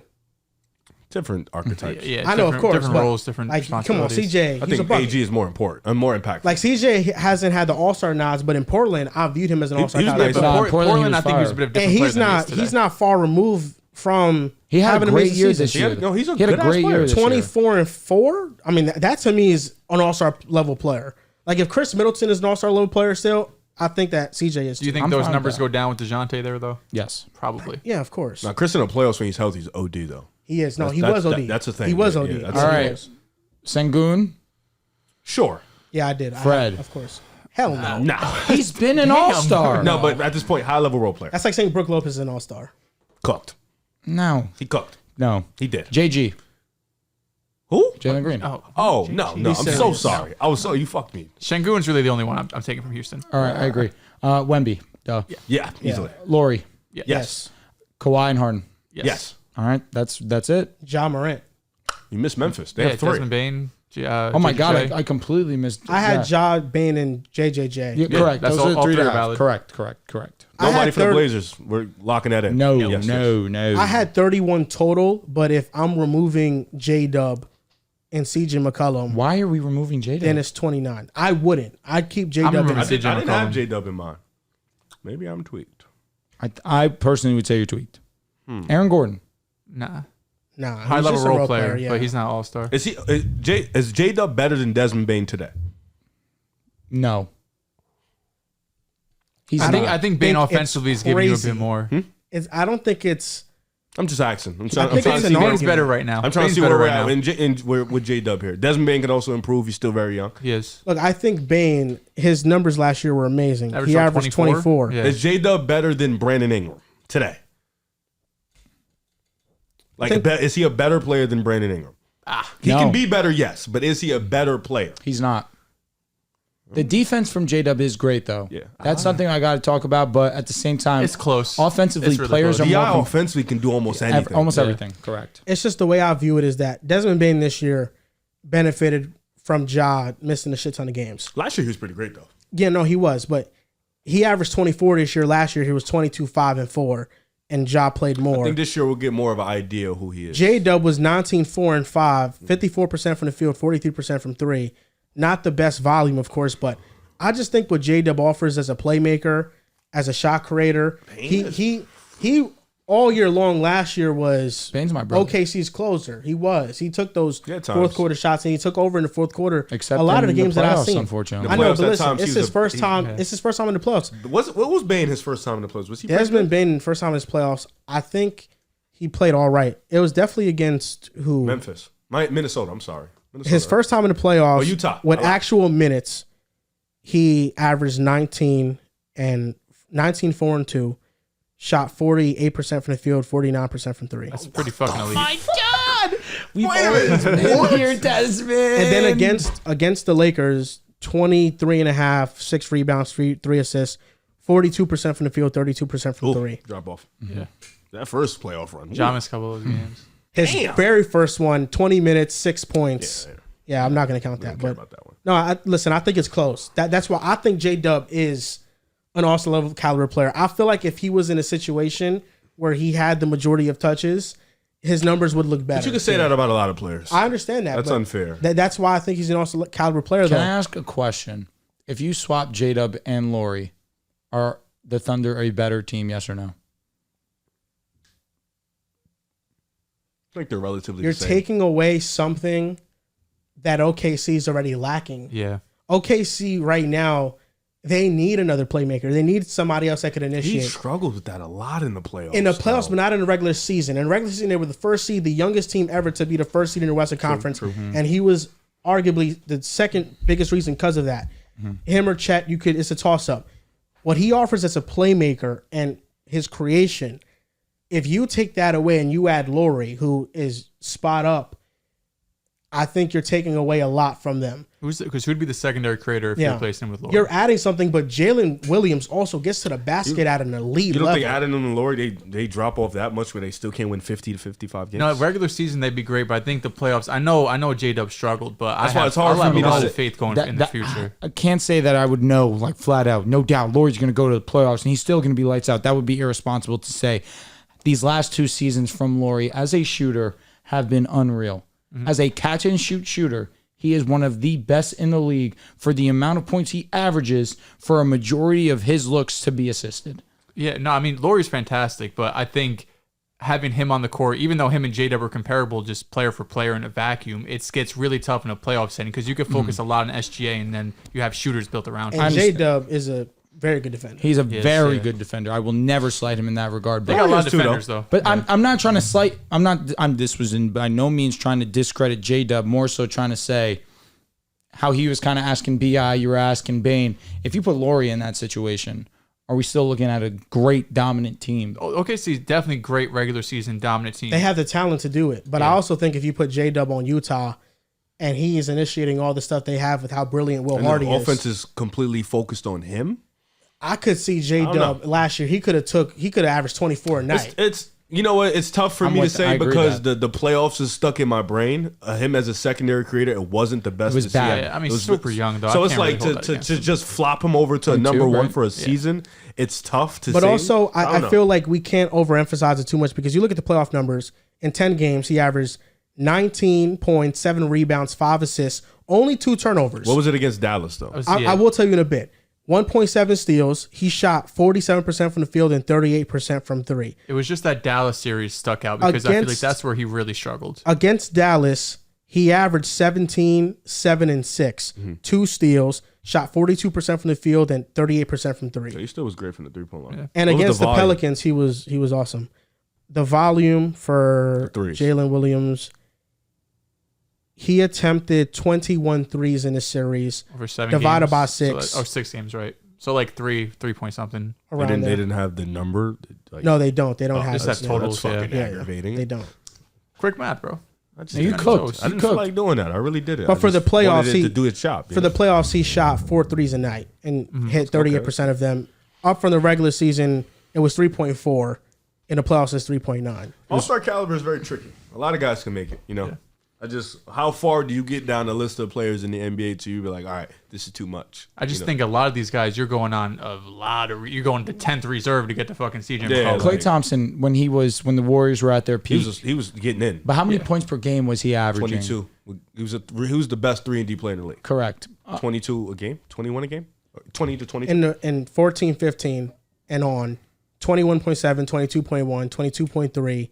20, 21.5, 20.4, 21.9 was just a season ago. 20 to 22. This past season was 18, but last year was 22. I only say that with the idea that a lot of him getting in, yes, best 3-and-D in the league by far at that time, but Golden State was 1 or 2 every single season. Yep. If OKC is going to be the top seed, and J-Dub just so happens to be the second, maybe the third best player on their team, but he's giving you 20, 22 a night, on top of being one of the better defenders at his position, being able to play make too. You can see him get a nod. Yeah, for sure. For the West, I had 31 total All-Stars, East 25. More All-Stars in the West, of course. They also got more like top-end talent as well, I believe. When I saw this graphic going around, well, saying that graphic had like Jalen Green. Bad. They have some really questionable names bad. on it. And how many in the West? 31. 26. Something's off. Well, SGA, J-Dub, and Chet. You didn't have J-Dub. Yeah, but that would still make it only a 20. That would like Jokic, Murray, you had them. And Cat Gobert, I'm sure you had all three. Nice. Kawhi Harden, yeah, you had them. Luka, Kyrie, KD, D-Book, and Beal. You probably didn't have Beal, right? I had Beal. Okay. LeBron, AD. Yeah. Reeves. Zion, B.I., DeJounte. Didn't have Debo. Okay. Should have added Debo. Fox, Sabonis, DeMar. Yes. Steph, Draymond. Yes. Şengün. No. Zinger. There it is. That's my 30. Did you have Laurie? Of course I did. Did you have Ja Bain and Triple J? Of course I did. And then Wemby? Of course I did. Yeah. So I think I had 30 because I just DeAndre removed Ayton? CJ McCollum. Oh my God, Jordan Poole.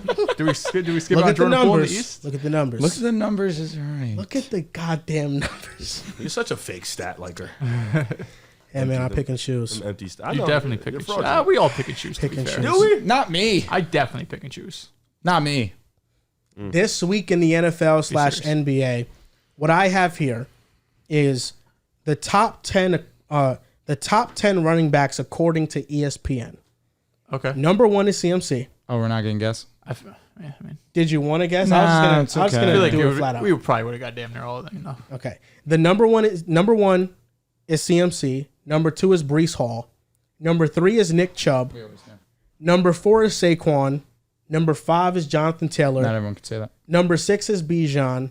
Number 7 is Josh Jacobs. Number 8 is Jahmyr Gibbs. 9, Derrick Henry. And 10, Travis Etienne. What is surprising to you about this list? Some notable names left off. Kyron Williams. You can put in Jalen Warren, Najee in there. Alvin Kamara. James Cook. Do you think any of them deserve to be on it? I think Josh Jacobs at 7's a little high. I would definitely have Jahmyr Gibbs and Derrick Henry over him.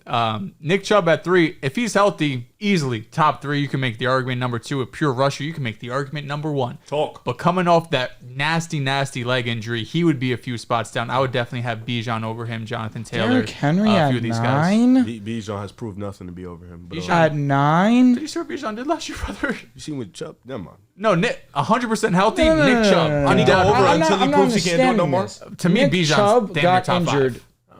and is Chubb's number Chubb's 2. What do you think Bijan put up last number year? 2. Good Number amount. 3, A Nick great- Chubb's a great 3. stat. Take a line. guess. Just take a Reese guess. I'll look is it up. 2. 1,300? I'm fine with that. 700 receiving yards? I don't know if he had 700 receiving, but he only had 976 rushing, Cute. 500 receiving, 58 That's so catches, adorable. 8 total touchdowns. I feel like I would take Josh Jacobs out of this. I would, Yeah, I'm not easily. a big Josh Jacobs. You know guy. what Nick Chubb had the year before, bro? I don't give me. Again, 1,500. Riv, did you hear me? I just feel like Kyron definitely should be in this. this is my not my gripe, but this is what I'm saying, Dehls. Let a guy prove he can't do it no more until you put a guy over him. That's all. AKA Alvin Kamara, because fair. him not being on this list also is crazy. That's fair, but That's all. For a guy like that who's been at the top of the game, He is. He wasn't showing any signs of regression. he's just He got hurt. It's you know. just the mix of crazy leg injury, approaching his understand later that. 20s, where you The usually year see before was a fall-offs. crazy workhorse year. Yeah. I'm not going to sit You here, know. you know. I'm just saying, going forward, I think Bijan is going to be a better running back. All right. So next year, if it's Cat, I get to, you know. Sure. All right, cool. That's my this week. Also, info. Jameer Gibbs, you can argue is better than Bijan. You can make that argument truthfully. I like Jameer Gibbs. I can pick him he's up in Madden every time. He's dope. Yeah, I mean, I'm taking over Josh Jacobs is easy. I don't know what the infatuation with Josh Jacobs is. I don't know if everyone thinks the Raiders were just terrible last year and that's why he had a down year. I think he's going to be good though this year. I don't know, because a lot of his work was just volume based. That he was just getting 20 plus touches every single game. In Green Bay, he's not getting that. You know, Matt LaFleur even mentioned that before or once they signed Josh Jacobs, he did not think Aaron Jones was going to leave. He thought it was going to be Josh Jacobs and Aaron Jones. We know LaFleur likes having running back by committee, so having him there, having Marshawn Lloyd there, and A.J. Dillon's still going to get looks. Josh Jacobs isn't going to consistently get 20 plus touches. So if he averages the 3.8 yards per carry again, but he's not getting damn near 300 carries, that's when you're going to see him all of a sudden have only 800, 900 rushing yards. Let me say this. I think that they also went to running back by committee because they didn't know if they could trust Aaron Jones to shoulder the majority of the I think load. that's just LaFleur's just philosophy. Let me also disagree by saying down the stretch of the season, it was Aaron Jones' backfield. They did not split for shit. Specifically in the playoffs, I would say so, yes. That's why I was so surprised to let him go and give Josh Jacobs basically a 1 year deal. Aaron Jones seemed like I think Aaron Jones is better than Josh Jacobs if he's healthy. That's not a hot take. What you got? Line You ranking. guys want to do? No, I don't have one today. That's I have a would annoying. you rather. What do you want to do first? I feel like we should do mine. Do yours. Okay. You deserve it. You know what? You've been good this week. Yo, he's shocking the shit out of me. Ever since OG got here, you've been on your best fucking Shout out to behavior. OG, man. And I understand it, and I like that for you. You know what? You're being good in the community. So last week, or not even technically, it would be 2 weeks ago, right? Because this is episode whatever it is. 2 episodes ago, I gave you guys the AFC North's highest receiving yards. This week, I want you to name me the quarterbacks who have the most passing yards in the AFC North, 1 to 10. Knock it off. 3 strikes. Zinger. Carson Palmer.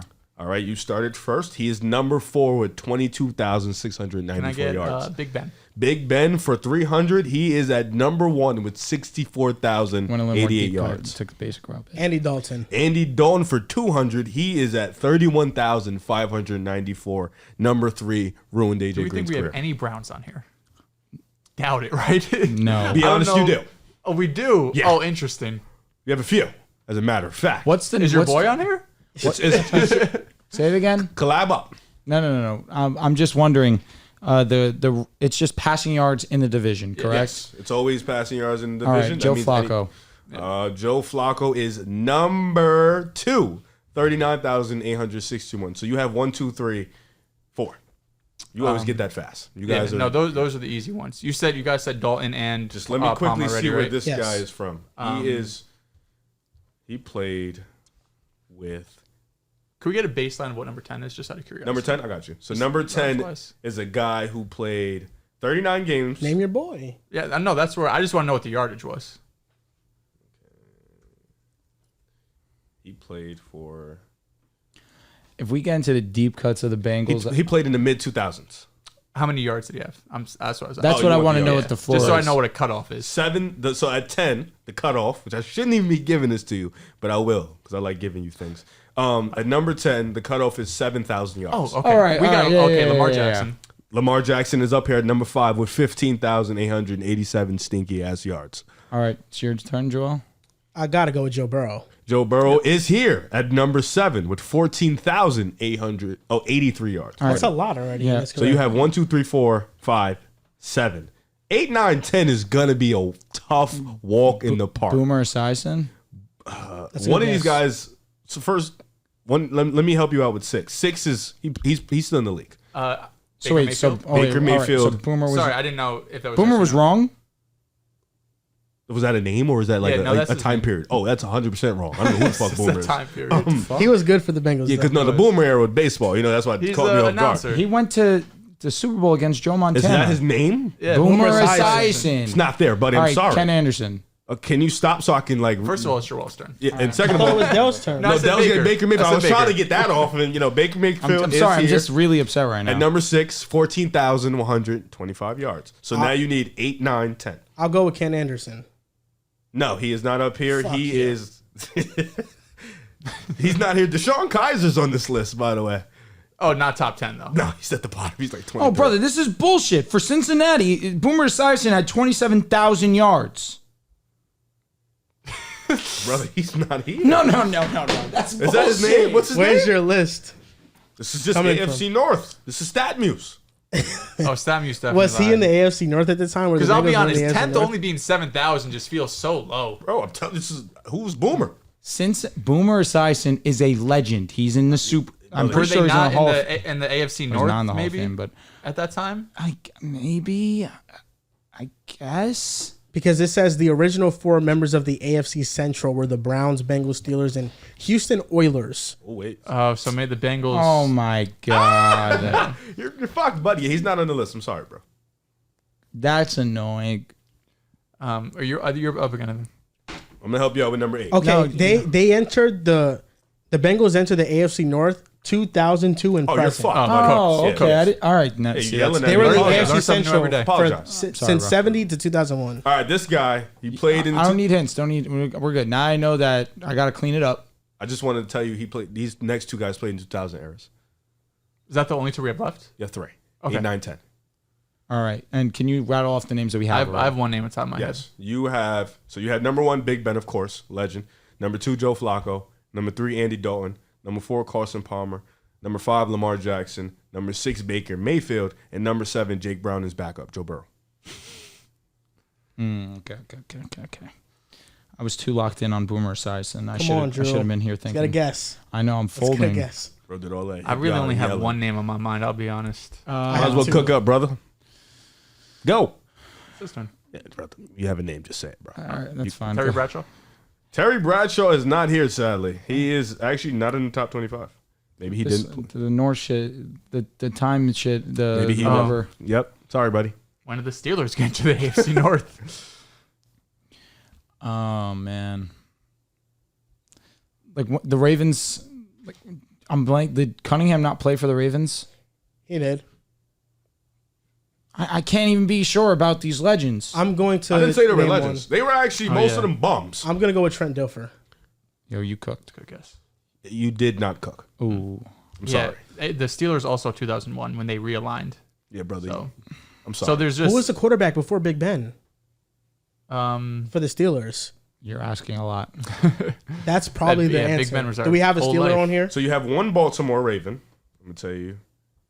Then you have this guy. Who was before Flacco? So sorry, this is moving so slow. Yeah, so you have 1 Baltimore Raven, 1. Yeah. Mark Burglar. Wow, that's a great guess. Too bad it's wrong. Damn. Did we say Trent Dilfer? Yeah. It So was 1 wrong. Raven. You have 1 Bengal. He actually never played in Baltimore. He played in St. Louis. 1 Raven, 1 Bengal. I love when it's like that. 1 Raven, 1 Bengal. That's and it. 1 Brown. Beautiful. John Kitna. My fucking guy. That's number 9. He That's the has Bengal. 7,491. So you now have 1 Brown, 1 Raven. Is that what I said? 1 Steeler. Derek Anderson.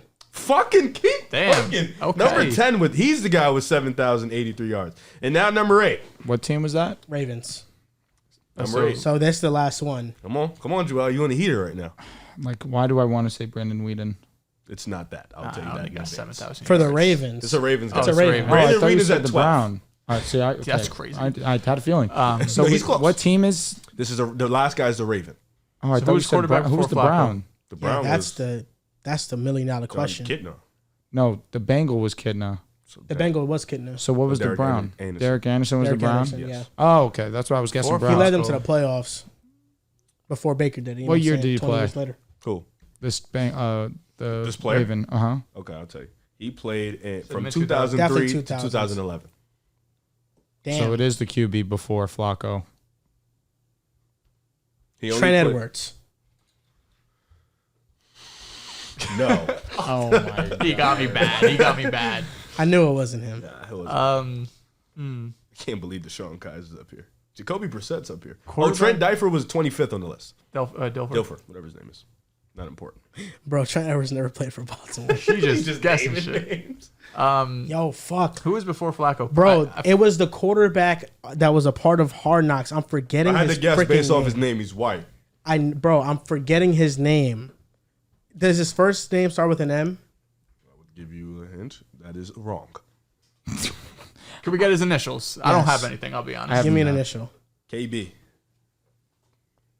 Kenny Beecham, man. Shout out to KB. Shout out to KB. I'll be honest, that's not gonna help. This name is funny. God damn. Yeah. Kenny. Kurt is the first name. Oh, Fuck, you want me to tell you his first name? So tell us his first name. We might not get it. Kyle. Kyle Burglar. No. stop guessing burglar. No, damn, that the first name you still might I have not not get a it is clue. crazy. I don't know his Wait, it name. was K what? KB? His name is Kyle B.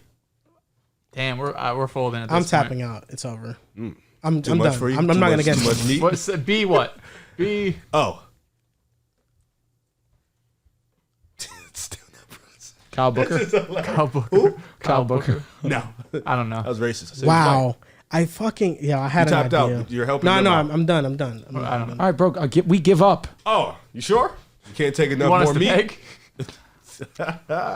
So the name is Kyle Baller. Please, Riv, please. Huh? Kyle what? Baller. That's why How I you spell was that? guessing. Boller. Bulgar. It was around there. Stop. I wouldn't have I got knew it. He played for the Ravens from 2003 to 2007. He started 11 games his rookie year, 16, and next year they went 9-7. Then the year after that, he started 9, became a backup, started 12, mainly a backup. Played in Oakland, played with the Rams, then he's out the league. We had a little bit more difficult trivia with Riv. Mine's a little bit more lighthearted. Mine's going to be name every defensive player of the year by year. We're going to go in order. First one to mess up is out. We go until we have a victor. We can start with you, Mr. Dehls. So you're going to go by this year's defensive player of the year, and we're going to go backwards. Bro, forgot who won already. Yeah, 2024. I know I'm between just two guys, but I really don't remember who won. I'll be honest with you. No, you're cooked because neither do I. What the fuck? I should have played. You can still play. It's This either, past it's year. either Yeah. Just now. TJ Watt. No. Sorry. Basketball, bro. Basketball. NBA. Basketball. Oh, my bad, Rudy. Yes. Sorry, there we go. I It's thought all this was NFL. No, you fucked me. Myles Garrett won. I was DPOY. between fucking Yeah. him and Miles. Go, Joel. All right, Joel, you are That's next. pause. We not pausing nothing here. We used to take everything hard. Shit. I'm just gonna guess Rudy every fucking year, man. Go All ahead, right, Joel. 2023. Do we have to go in order? Yes, that is the stipulation. Oh, I know one of these years. Yeah, I Yo, think I I'm got gonna you. be real. You I got should've my year. Jaren Jackson Yes, Jr. thank you. I should Marcus just. Smart. Yep. 21. Rudy Gobert. Well, you cooked. All right. You won 4 times, so I mean, 2020. Thinking back on the 2020 season, who the fuck? The Lakers won the championship. Yep. Yes, they won the bubble. But Anthony Davis has never been a DP. No, he's a bum. He's never been that. I can't give a hint already, man. Honestly, I think it has to be Giannis. Bang. 2020. It was history. He won MVP and DPOY. Yeah, it has to be My Giannis. thing is, did he go back to back? 2019. Yes, Giannis. Final answer. No, I didn't like that. Damn, 2019 was Toronto won. Who won MVP that year? Shit. That was Giannis. He went back to back. Because Harden should have won it that year. That's why I He remember. went back to back MVP. He didn't go back to back TPO. Why? Wait. But did he? Damn, I don't want to be out so fast, but I might be cooked. I'll just go Giannis. This fucking guy's wrong. Go ahead. 2019. Rudy Gobert. Yep. I fucking hate Rudy. If it's that was 2019, then 2018 has to be Giannis. Final answer. Fuck. That fucks me. I don't know what. Let me jump back in, man. Okay. Draymond could have not won that year. He did not win that year. He did not. Well, you're fucked either way because either you won that year or my year. All right. I'm starting shot clocks. Here we go. Can you like tell us I'm how? gonna be honest. Yeah, my Listen. answer is Giannis. My answer is Giannis. Okay. I just said. All right. Wrong. I win. Joel did win. He cooked. I Rudy cannot fucking Gobert. believe. Shout out. Rudy Gobert won this year. And then Draymond won the next. Yeah, and then he did. And then Kawhi yes. won before that. He did. And then he won again. He did. And then what year is that now? You're making up. Marc Gasol. You're missing one. You're missing one. I'm missing year. one before him. Yes. What year is this? 2014. No, 2015. You said Draymond. Kawhi. Draymond's Right. 2014. So 2014 was who the fuck? You're gonna be upset you don't know that. No. I got it. Who the fuck won in 2014? It wasn't Gasol. He was the year before that. Was it Joakim Noah? Joakim? Bang. Yeah, you're a fake. You're a fake bull. And 2012 was Tyson Chandler. Correct. Yes. 2011. Dwight. Go on a run. Did we say 2010. 13? I don't think we said 13. It was Dwight. 2009. It was Dwight. KG. No, 2009 was KG.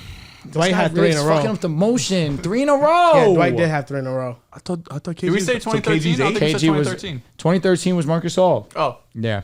Yeah, I got that. Oh, KG was 08. Sorry, guys.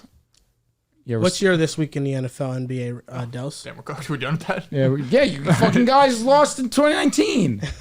My this week in the NBA, I asked Twitter who they want to see a Would You Rather on. Shout out to our brothers over at the Six Man Show. They want to see a Would You Rather on Paolo Banchero. So do it. first name up, Paul George. Paulo. I'm going with Paulo. You know me. You know where I'm standing. PGs. Wouldn't take him over God, boy. Oh my God. Oh, you said Paul already, right? I did. Zion Williamson. Paulo. Zion. When healthy, it's Paulo Banchero. Big availability guy. Caught your ass. So didn't Paul catch me. George He over thought I was Zion. waiting. Oh, we're here. That's a clear bias pick, though. Like, You yeah. didn't catch me. You're just wrong. That's fine. No, I don't think I'm wrong. Paulo When just healthy- had a playoff sample size and was great. In it. He was insane in the playoffs. Compare 40% your from three. twos. It's not even close. Next. Next name, Pascal Siakam. I'm going with Paulo. I'm gonna go Paulo here. I love Paulo's game. I'll go upside. I'll go Paulo. Okay. Next name, trying to see which one I want to do. Just because there's only so many guys that like have his play style at his size. Jaylen Brown. Jaylen Brown for right now. JB. Brandon Ingram. I'd Paulo. rather Paulo. Bam. Down at the I'm bottom. going with Bam. Give me Bam for right now. Cade Cunningham.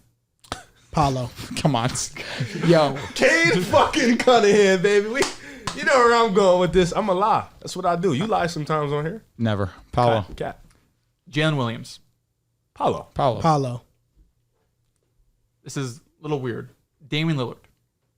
Damn. Am I getting motivated? You know, not dealing with the divorce Dame. Oh my God. Like, am I getting like locked in on hoops Dame? Because if I'm getting that Dame, give me Dame. You're getting the Dame that's entering this upcoming season. Well, Whatever I think that he's might going to be back. So give me Dame. I'm going with Dame. De'Aaron Fox. I think still right now it's De'Aaron Fox. I'll go Fox for right now. I'm good. Damn. I like De'Aaron a lot. I think it's Paulo though. Okay. That's it, buddy. What do I have? No, sorry. I have one. Brandon Ingram. We said that right. You said Oh, that. apologies. Scotty Barnes. Boncaro. Not thinking Paulo. twice. Yeah, I'll go with Paulo. Okay. I have a blogging ranking. All right, let me just get one more in here. I think there's just because I feel like the guards were kind of weird, but then the guards kind of work still. Tyrese Maxey. Tyrese Maxey. You're fucking me. All in it. That's a tough one. Maxie, we go way back. Maxie, we go back. Like, I called the success. I called Maxie success, man. You were there. I was there. I've been here, man. I can't go back on my brother. Give me Maxie. There's a lot of these I'd vibes. rather Paulo. Okay. Joel. I'm going with Tyrese Maxey. Kyrie Irving. Kyrie. I can't disrespect my brother. I'm going Kyrie. Okay. Last name, Karl Anthony Towns. Oh, Boncaro. It's not that He's just easy. more of a Riv. man. I just want to show some That's got to be respect something, man. That's got to be something. Just the aura there is just mind-boggling. I'm going Karl Anthony Towns, but that can definitely change. I think it could change too, but I would go with Cat as I have a well. blogging ranking. Just made it. I think this one's fun. We needed that after this fucking botching. No, but this one is really weird. I'm gonna tell you. I have 3 bigs, 3 guards, 6 players. You know how it gets. What do you I'm do? ready. I'm just spinning my phone. Okay. So Just know Bam's going to be on this list. blindly ranking these random NBA All-Star players. Okay. At least they were all stars. And that means they may not have an All-Star nod, but we know them Glad you as clarified. All-Star level players. Glad you clarified. Guys, we have the list. We just did it. And these aren't the normal ones. These are some top notches, but some of these guys are a little freaky. Here we go with the first You name. freaky? I'm always freaky. You know me. Very I freaky. do things all type of different, all in it and all that, whatnot. Let me just write this down so I can get y'all situated. First name up, Chet Holmgren. 6. Oh, shit. Okay. a good way to start. I think that's a solid start though. 6. 6. Yeah. You guys are positive. We just said 6 at the exact same time. Do we even wanna I've never flirt felt more with for 5? sure with anything. Do we even I've want never- to? You guys went. It was pretty quick. And I Joel, loved it. I'm good with 6. Yeah, Okay. we were in Just unison. we have no. You know what I mean? Here we go. Okay, Trae Young. okay. 3. I'm not against it. 4. Just because if Chet is bottom, if we think at least he's 6, that means Trae Young. Like there's a couple You know other what? guys next to You're Chet. cooking. I'm cool with 3. 3 is good. I like it. I like 3. Like, And we could get some heavy But we hitters, can though. argue for Trae if push comes to shove. We could. We could. We Yep. could go with 3. Okay. Next name up, the guy we just talked about, Paulo Banchero. Okay. 5. 4 or 5 for sure. 4 or 5. I'm feeling 4. I'm feeling 4. We might I- get an all-star that's better than him. What if we get Jaylen Brown? Put him at 2. I like 5 just because I feel like there's an easier way we could fit someone between Paulo and Trae Young than Paulo and Chet. Okay, I I just think see your there's more logic. players I in see that your tier. logic. Yeah, Agreed. Paulo at 5. This Okay. is better conversations than your ones before. Next name up, Tyrese Maxey. I'm 4. Probably- 4 to 4. 3. Or do we have? No, we had Trae Young You at have 3. 3, you have Max 5, would you be have 4. 6. 4. This is 4. All right, take shots in the dark. We We need hitters. We need some heavy hitters, man. on. This is 4. Got it. Tyrese Maxey or Trae Young? It's Trae Young. Yeah. Come on. Next name up. Don't be a slut. No, I'm not. No, All right. I just like to keep y'all in order so I can keep it organized. Next name up, Tyrese Halliburton. 2. 2. This is fine. I'm fine with this. No, I'm not. He just led. He led what? He led the Pistons to the ECF second best offensive run. rating in NBA history. When he was Fox healthy, did that he a was year great. before, right? That offensive rating Got stuff. banged Fox up. is Wasn't awesome. the same dude.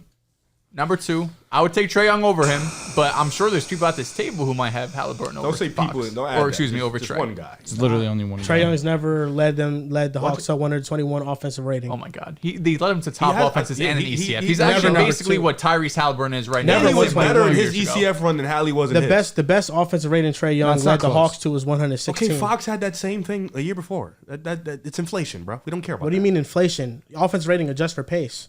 No, but year after year, the It doesn't, offensive no, it rating doesn't always adjust gets for. broken. It doesn't adjust for. Yeah, by great offensive teams. What was the 96 Bulls offensive rating? Shit, You would what assume was it'd be fucking high. 17 Warriors. Yeah, but It doesn't adjust. why for does era. that matter? Because Trae Young 'Cause plays the- in his current era. Why- I Kings say had the that's best the best offensive team rating ever.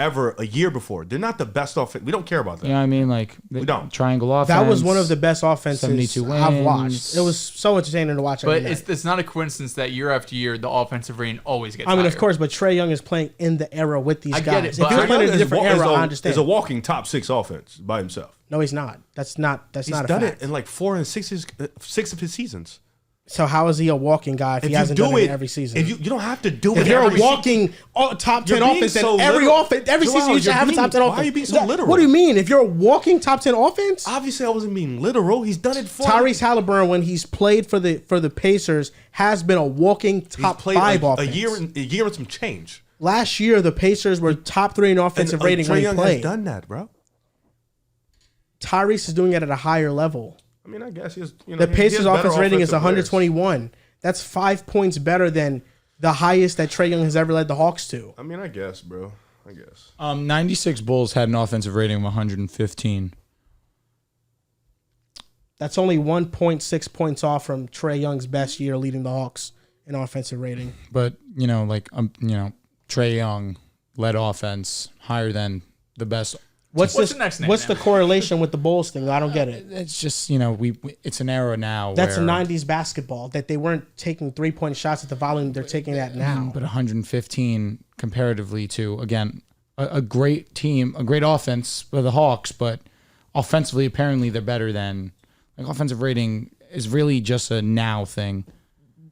You argue with teams comparative to era. Mm-hmm. In that era, the Bulls were a top offensive rating. For sure. Yes, they were top 5. What were they? But every year. 116 is not good enough to get them to the top of the league. Yes, because the league has changed with 3-point shooting volume. But Trae Young and Tyrese Halliburton play in the same era, so we can compare their offensive ratings. So let's compare teams.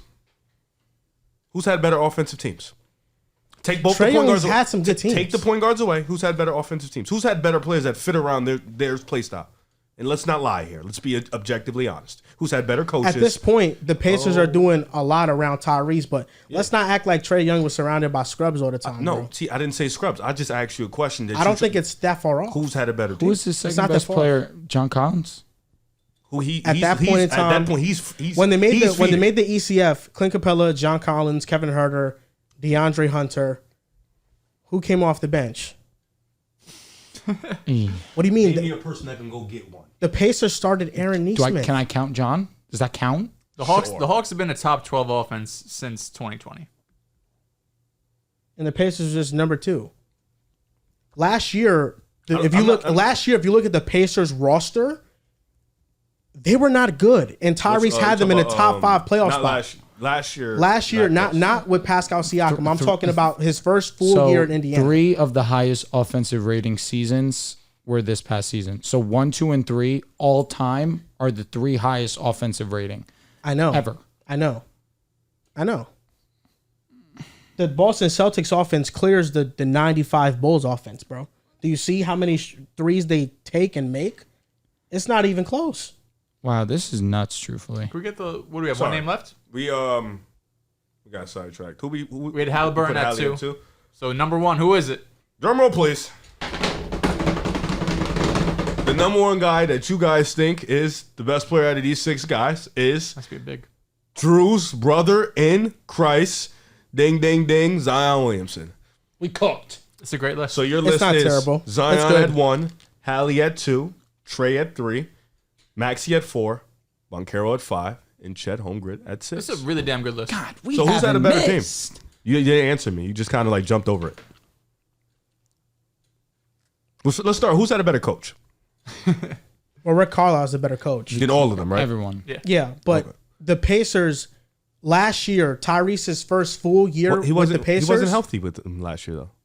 But when he was healthy, Yes, they yes. were top 3 in offensive rating, and they were a 5th seed in the Eastern Conference. Then he got hurt, and How they many games dropped he off. missed? Like 30? He missed quite a few.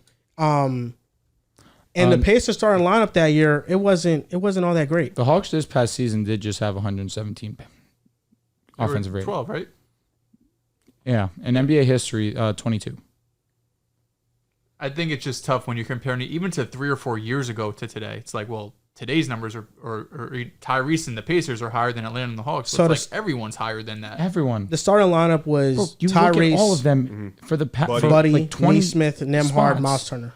They're all this past season. Yeah, bro. Like 3 years Not from great, but now, it fits this his number style. 1 offense is Yeah, not but going to be even top 10 probably. I feel as if we also have to take into account that Tyrese is the floor general. Is Trae Young not? They're both. No, the he floor is. general. I think Tyrese is much more efficient with the ball, though.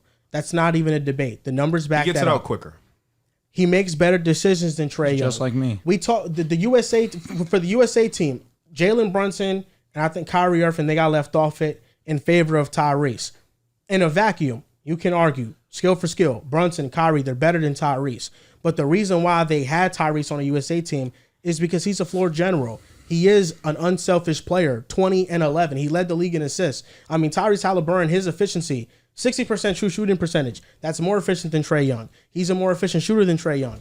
There are a lot of things that I think lead to him being a better player. And ultimately, when we talk about point guards, it's about team offense. I think Trae Young's numbers individually look better, but what matters ultimately, it matters the output of your team's offense. And when Tyrese is on the floor for the Pacers, they score in bunches, more so even than when they replace him and he's on the bench. Because clearly last year, when, not this past year, when they made the ECF, but last year, when he got hurt, they dropped in the standings. They only won 35 games. So Tyrese Halliburton, Weren't they a good offense when he wasn't on the floor this year, though?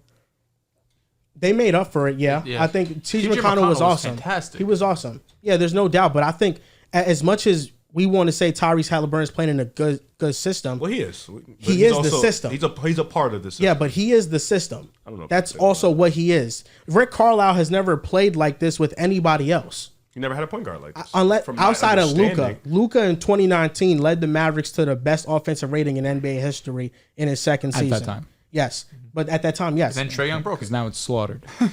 It's slaughtered. No, now it's done. Yeah. It's slaughtered. Yeah, I know. But that year, Luka Doncic's second best offensive rating in NBA 2019, history. 2020, the highest offensive rating was 115.9. So every year this should get shattered. Damn, I will say that 96 Bulls having 115 Nah, offensive OD. rating. The It's year after that, crazy. Yeah. 2020, 2021, the year after that, the highest offensive rating was 117.3. Then in 2021, 2022, the highest offensive rating dropped down to 116. All that's happening is that teams are playing offense smarter. That's what it is. Yeah, like the Kings had a better offense than the Celtics. And the Kings' offense dropped because Herter and Keegan had down shooting seasons. Yet the Kings are fourth all time with 119. That was 2. I know. Yeah. Yeah, no, this offensive rating. I wouldn't consider them the fourth best offense ever. No, but No. of the first 7 spots, 6 are this past season. Where are the KD Warriors on that list? They're not. Like that's like renowned as probably the best offense and arguably best team we've ever seen, and they're not In even the top 25. top 25. Shit, that was That's actually insane. This 8 years past ago. season, Warriors 117.8. was higher than the KD Warriors. No shot. We were ass.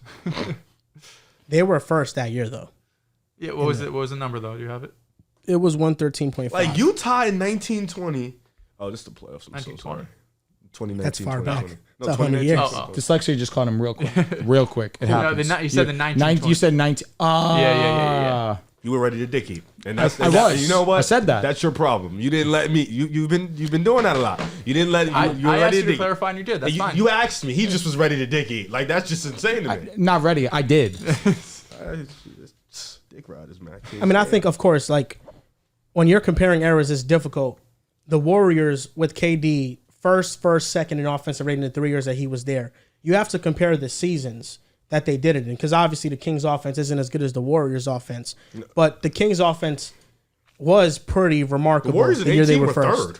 But that Kings team was a first round exit too. It's just like, But they had no does defense. it really matter to me? No, their offensive rating dropped off a cliff in the playoffs. Like, I really don't. I don't know. I mean, it does matter. I mean, the Pacers in the regular season and playoffs had an elite level offense. It's true. Yeah. So for me, In the playoffs, the Kings had the I'm fine with that. 12th best offensive rating wise. In the playoffs. Yes, in the That's playoffs. out of 16 teams. They're one of the worst. Yeah, no, I know. That's what I'm clarifying that. Yeah, that is pretty bad. Yo, the the lowest Pacers, team. I'm sorry. The highest team from a few seasons back, the Brooklyn Nets, that 2020-2021 season, 118. They're 8th. No, they were historically great. They when were played. amazing. Yeah, it's a shame. Wish they could have lasted longer than 16 games. Well. I think that's how many games they play together. Hate that for you. Yeah, Really. it sucks. That shit is tragic. It sucks. With this Brandon Aiyuk stuff, the 49ers and him are still not close to a contract. He's been throwing subtle shots. He shared footage of a Commander's practice. That was funny. He needs to chill. Listen, if the Niners lose Brandon Aiyuk, Here we go. it's going to be a gut punch. He's their best separator. How it's looking right now, he very well might get traded. I would love to see him go to Washington with Brandon Ayuk, Terry Nothing wrong McLaurin, with saying that. Jahan We know why he's saying Dotson. it though. I why do. am I saying Yeah, it? because We you know want why you want to he's see been wanting how this for a valuable. minute. Oh dear. Why am I saying You don't remember in the Stop. what Stop the hell? playing dumb. You don't Stop remember the playing season you dumb. used to say, I just wish Brandon Ayuk could go on a different team and show his stuff. Like it's just insane to me. That you know you're kind of forced into doing though. You got to root for Jaden Daniels. No, if Jaden Daniels gets Ayuk and McLaurin, there's no chance in hell, unless he's absolutely terrible, he fails. And Jahan, he's Cliff up. Kingsbury has something to say Yeah, about good that. wide receiver 3. crying at that. Good. If Ayuk's there, of course. Yeah. How he's crazy definitely- that Ayuk and Jaden Daniels played together at Arizona State. And Ayuk, it feels like he's been in the league for like 10 years. Forever. Yeah, That's nuts. I know. I just want the Niners to pay my boy. Give him what he's valued at, bet. what he's worth. bet. Do you think That's what I drafting want. Ricky Pearsall in the first round is a sign of maybe we'll let Brandon Ayuk go because you paid Debo Samuel? I believe Kittle got paid. CMC got paid. Of course, Purdy's not making nothing right now. But I feel like drafting wide receiver in round 1. And honestly, the fact that they have Kyle Shanahan, if it was almost any other team outside of maybe 2 or 3, I'd be really worried. Because like Joel mentioned, you are losing your best separator, one of the top 10 receivers in the game, just had a breakout season, probably hasn't even entered his prime. He's 25 years old, 26 years old. Everything is looking up for Brandon Ayuk. But when you have Kyle Shanahan and you have all of these other weapons, I don't know how big of a drop-off they're going to have. I think the biggest difference we'll see is once the playoffs come around. And once you're going up against other top NFC teams, whether that's the Detroit Lions, whether that's the Eagles, whether that's the Green Bay Packers, when you have these other teams that have similar talent to you, especially at the quarterback position, where you have teams that have better quarterbacks than Brock Purdy, that's when it's going to hurt. But when you still have a 17-game slate against mostly NFC teams, against mostly inferior quarterbacks, inferior rosters, inferior head coaches, they could still go out there, and it wouldn't surprise me if they're the number one seed. That doesn't take anything away from Brandon Aiyuk, because like I said, I think this is one of the best receivers in the game right now. But for the 49ers, you got to think about just how your team's constructed right now, who you're paying already. And like it or not, Brock Purdy's probably going to get a contract, right? He's going into year 3 right now, I believe. It's a 4-year contract. That's in the back of their mind if they're San Francisco. And you have a lot of top-level dudes, including another one at the wide receiver position, that Brandon Aiyuk just might be that one dude that has to let go. If Tyreek Hill gets traded, Brandon Aiyuk could get traded. And, of course, when you have Patrick Mahomes, things are a little bit different, but we saw they were able to bounce back. I don't love the way that Brandon Aiyuk is going about this. It's funny. I mean, outside looking in, I can look at it, and this is funny as hell. But I just can't.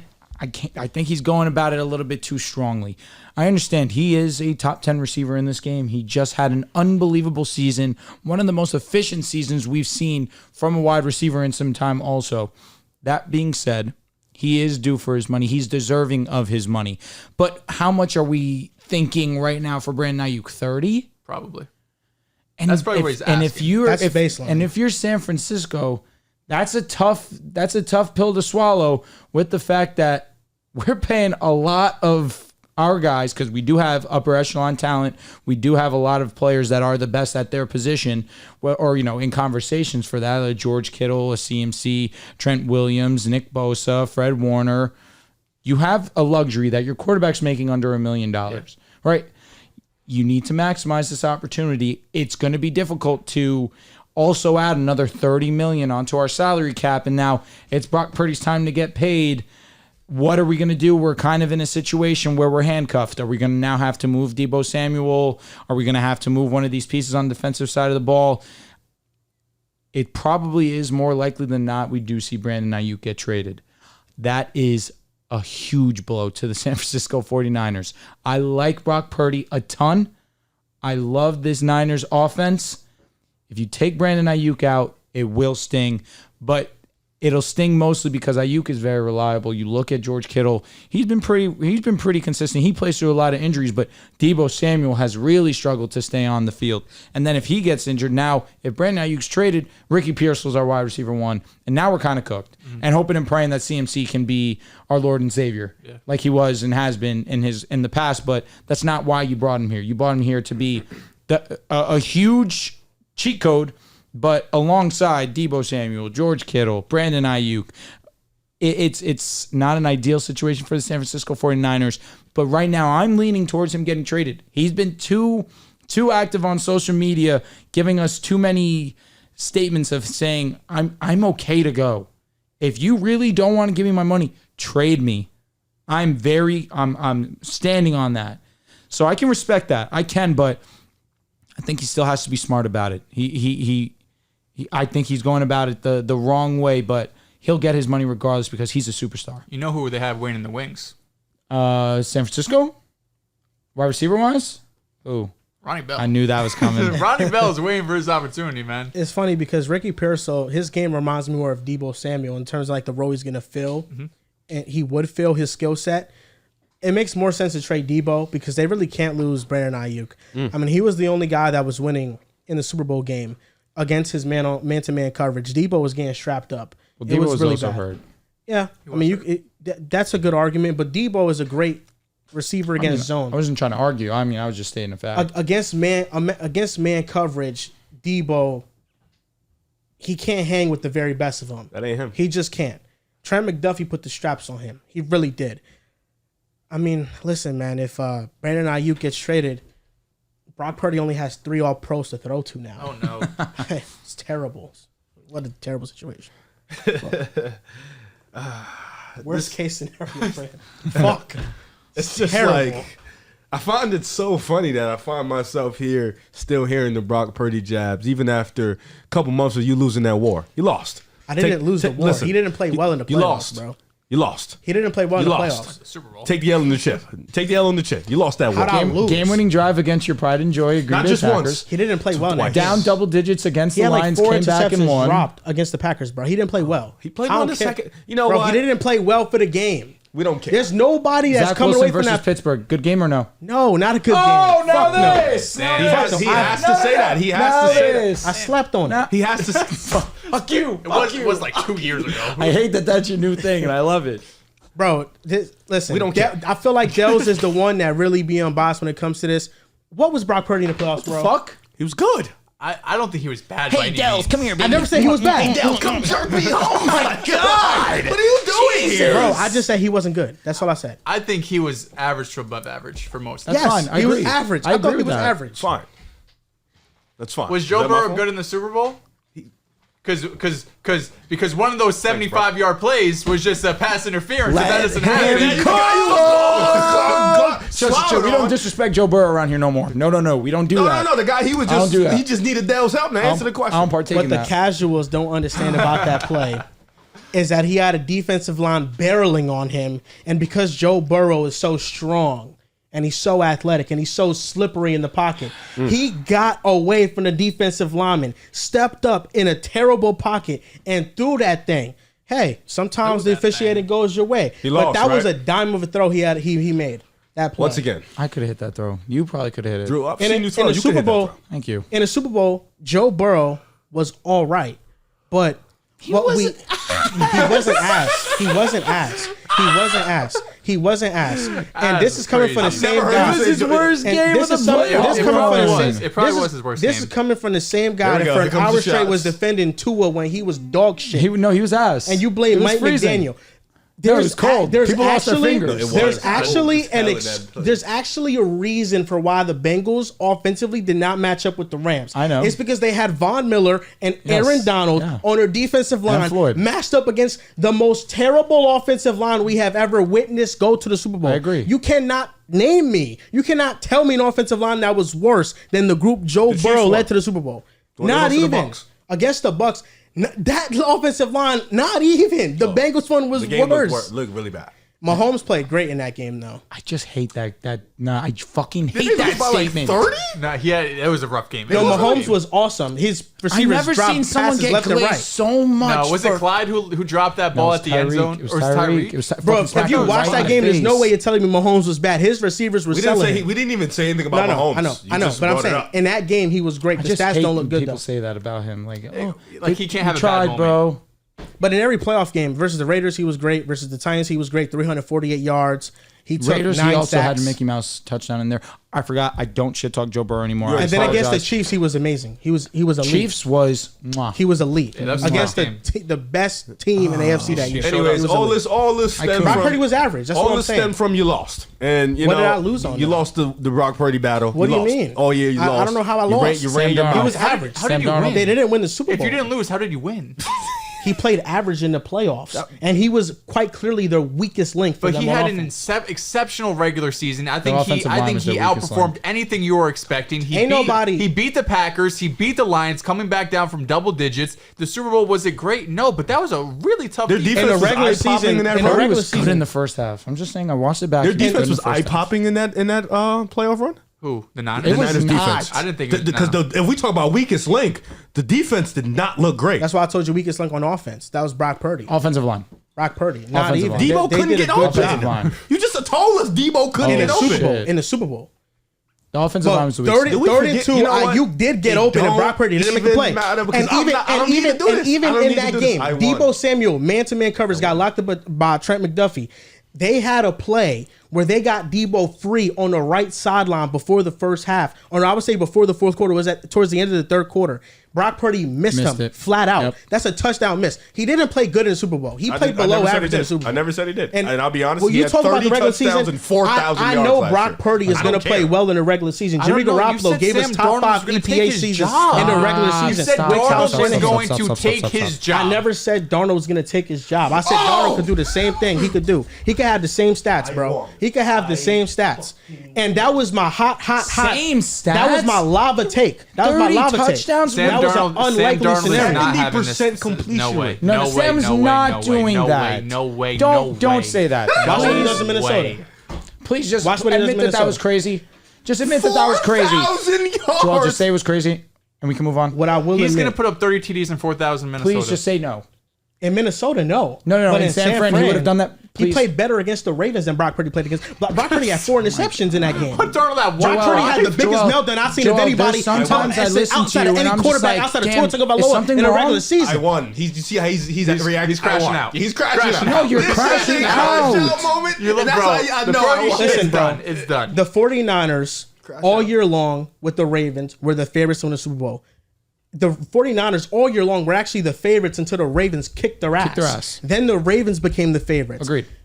When it came to Brock Purdy, it's always and will always be about the playoffs because this is a team with Kyle Shanahan that when he has a healthy team, it's NFC Championship at the absolute floor.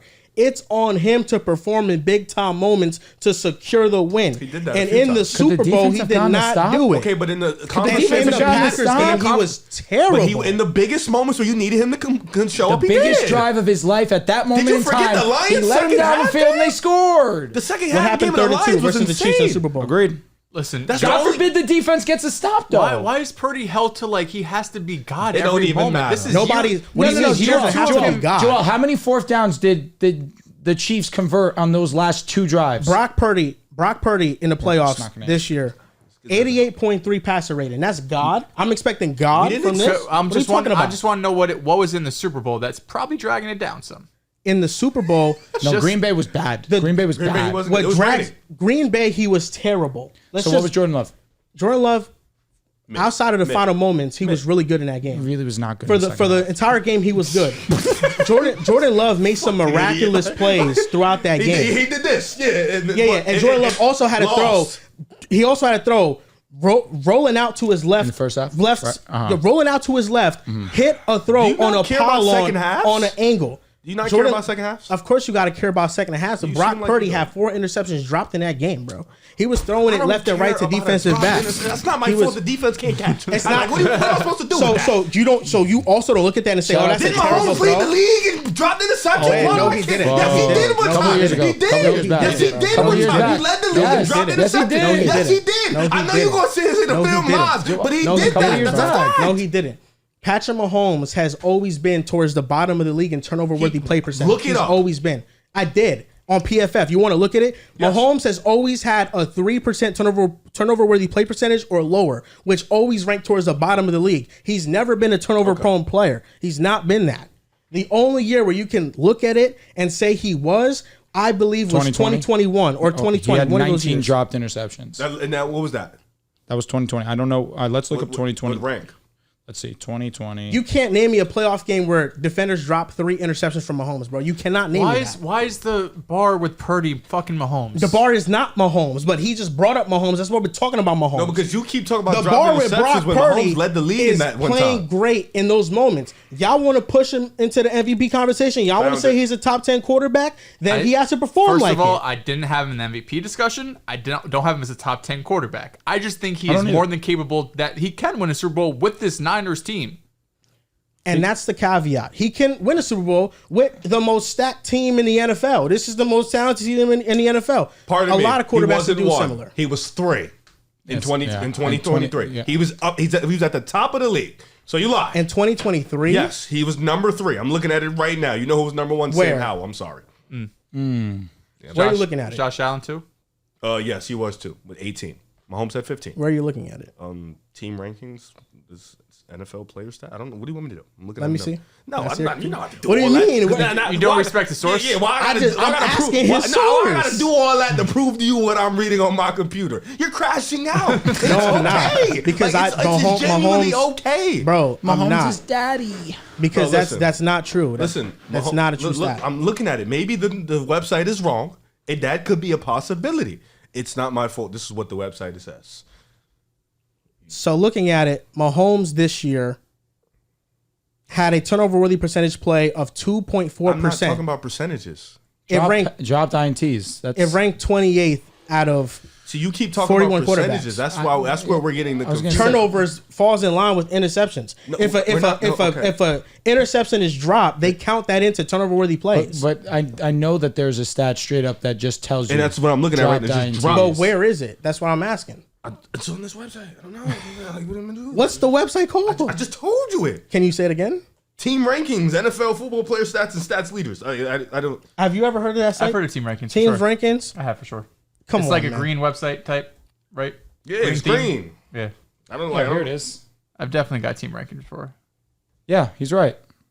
I'm looking at it too. It's right there. I don't know. What do you want me to do?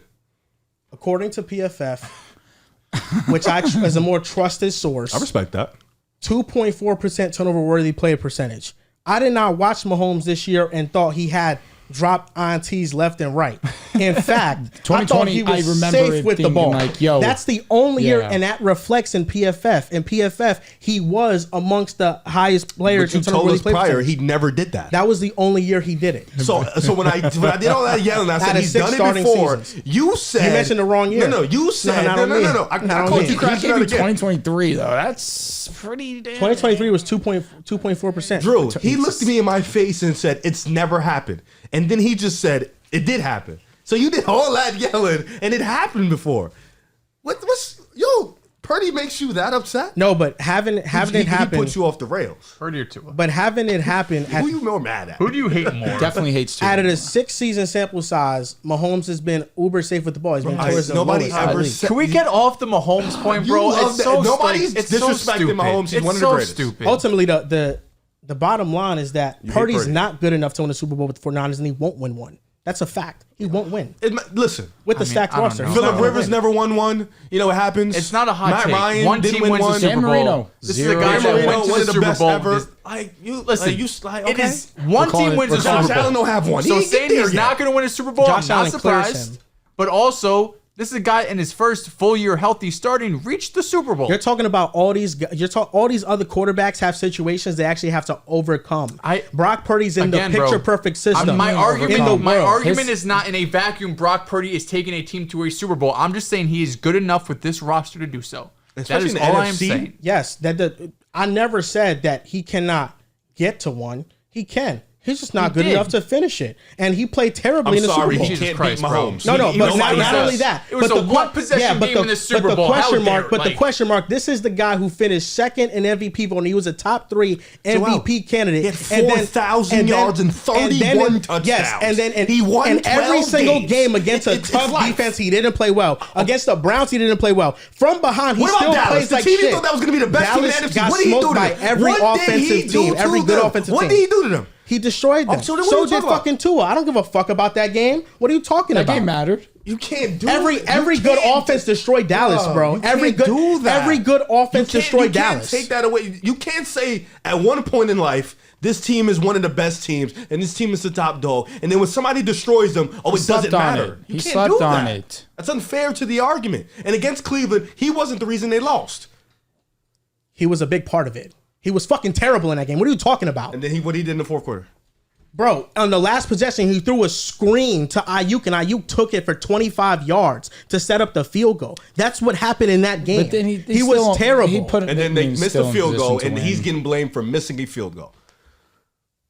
because they should have never been in that position in the first place. He was that terrible in that game, bro. Okay, bro. He completed 44% of his passes and had 125 total yards, a passer rating of 55. So what the fuck are we talking about? He was dog shit in this game. The Cleveland and Baltimore games were crazy bad. But again, like we've said, He was bad against the Vikings too. Yeah. was bad Well, he against had the like Vikings. He 3 game was bad stretch in the where He was bad bad. against the He was bad Bengals in the fourth too. quarter against the Vikings. When Trent Williams was, I believe that's when he was out, correct? Yeah. Again, no one's up here claiming that Brock Purdy on the fucking Bengals or whatever other team you want to put him on is leading the team to a Super Bowl. We're just saying on the 49ers, he can do it. He was just in the Super Bowl last year. It was a one-possession game. It was anybody's game in the fourth quarter. So if you're just like, there's no way he's going to do it again, I mean, he got as close as you can to win and not win. When did Debo take a screen 25 yards? No, It was Aiyuk. It was Aiyuk. It was Aiyuk. Thank But God. also at the same time, he was winning twice. And they just had to get a stop. And they didn't. When versus the Chiefs? Yes. Yeah, he also Twice. he was winning and all he had to do was get a first down, and they would have milked the clock and won. And he had a wide open sling, but again, he missed. But why can't the defense do their job? Why can't he hit Deebo Samuel for a touchdown? But like again, I could automatically. They had what 3 4th downs. Let's see. I don't remember. How many 4th down conversions was in the last 2 drives alone? The defense was unclutch. The defense all year long, they were not the unit they were with D'Amico Ryans. That's a fact. But despite the defense, Brock Purdy had multiple chances to play well in that game and to make plays, and he didn't. It's as simple as that. I don't disagree. But again, he left the field winning. Jalen Hurts. What do you mean he left the Shout field? out. He left the field winning. He had a chance to ice the game, bro. But again, 2 times. So the game is on him. 3rd and 2. In regulation, 3rd they're and winning. 2 in the 4th. 3rd and 2 in the 4th quarter. He had Aiyuk open. He did. He hits that throw. The game is over. You don't even have to bring out your kicker. The game is over. You ice it. You talk about the last drive. It was a lot of 3rd and 13. It was the last drive. It was third. It was 3rd down. I just They feel had like, one I feel 4th like down. Brock Purdy won't win a Super Bowl. It's just a whack hill to die on. What do you mean? just feel like it's a whack hill. It's not just that. It's that I don't think he's as good as everybody thinks he is. That's all it is. I think he's top 15. What do you think? I had him top 15. Rev, what do you think? 15, baby. Saying, Okay. what's the argument then? But then Because you're why trying to so- tell me no, I'm wrong we about really Brock don't know. Purdy. I never said Brock Purdy was a scrub. I mean- I always said Brock Purdy was around this, especially after this past season. Brock Purdy's a fine quarterback.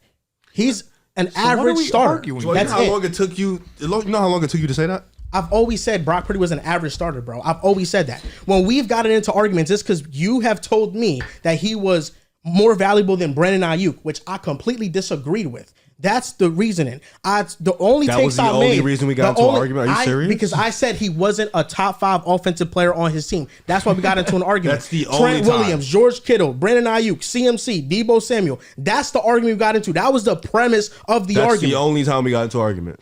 About Brock wasn't 'cause Purdy, you thought he wasn't good. The most heated argument we got into was over Joel, that we moment. got into 12, was over like 12. that moment. I said Joel, he's you not just a sat top here and 5 looked at us offensive and player said that Sam on his Darnold team. would put up the same stats as him. You lose all validity. I really don't want to hear anything Let me ask else you after something. that. You actually think Sam Darnold would be bad in that situation? He wouldn't be as good He as would Purdy. be this? He would not be this. He would be that? He wouldn't be. Brother, No way in full- You hell. don't think he's I'm not gonna throwing say for it again. 25 plus touchdowns? He would be one of the best league leaders in touchdowns if that was Jimmy the case. Garoppolo threw for almost 4,000 yards and Here comes the Jimmy G 26 stuff. touchdowns. Yes, because Jimmy G was a He fucking scrub that played wipes well in his Jimmy. system. He wipes You also have him. to objectively look at it and say, okay, a quarterback as bad as Jimmy Garoppolo played this well in this system. It is safe to assume, given the guardrail Shanahan operates in under his offense, that another quarterback could play well. Yes. Does Sam he have the Darnold- guardrails Sam- up with Purdy? Yes, the he way does. that he had it with Garoppolo? Jimmy No, Purdy- I Purdy never has said more- that. yeah. But Purdy does have guardrails, bro. Yes, he does. Absolutely. He's not asked to do what these other quarterbacks are asked to do. That's No, also that's a fact. that's also That's the Shanahan's offense. system. That same shit with McDaniel. Like I feel like that's just how they run their offense, where they want to be basically the quarterback and the offense coordinator. They want to design the plays and tell the quarterbacks, you're looking at 1-2. If it's not there, you got to go here. I think that's how the offense is running. And that's why I don't respect Tua's numbers. Listen, They should keep doing it.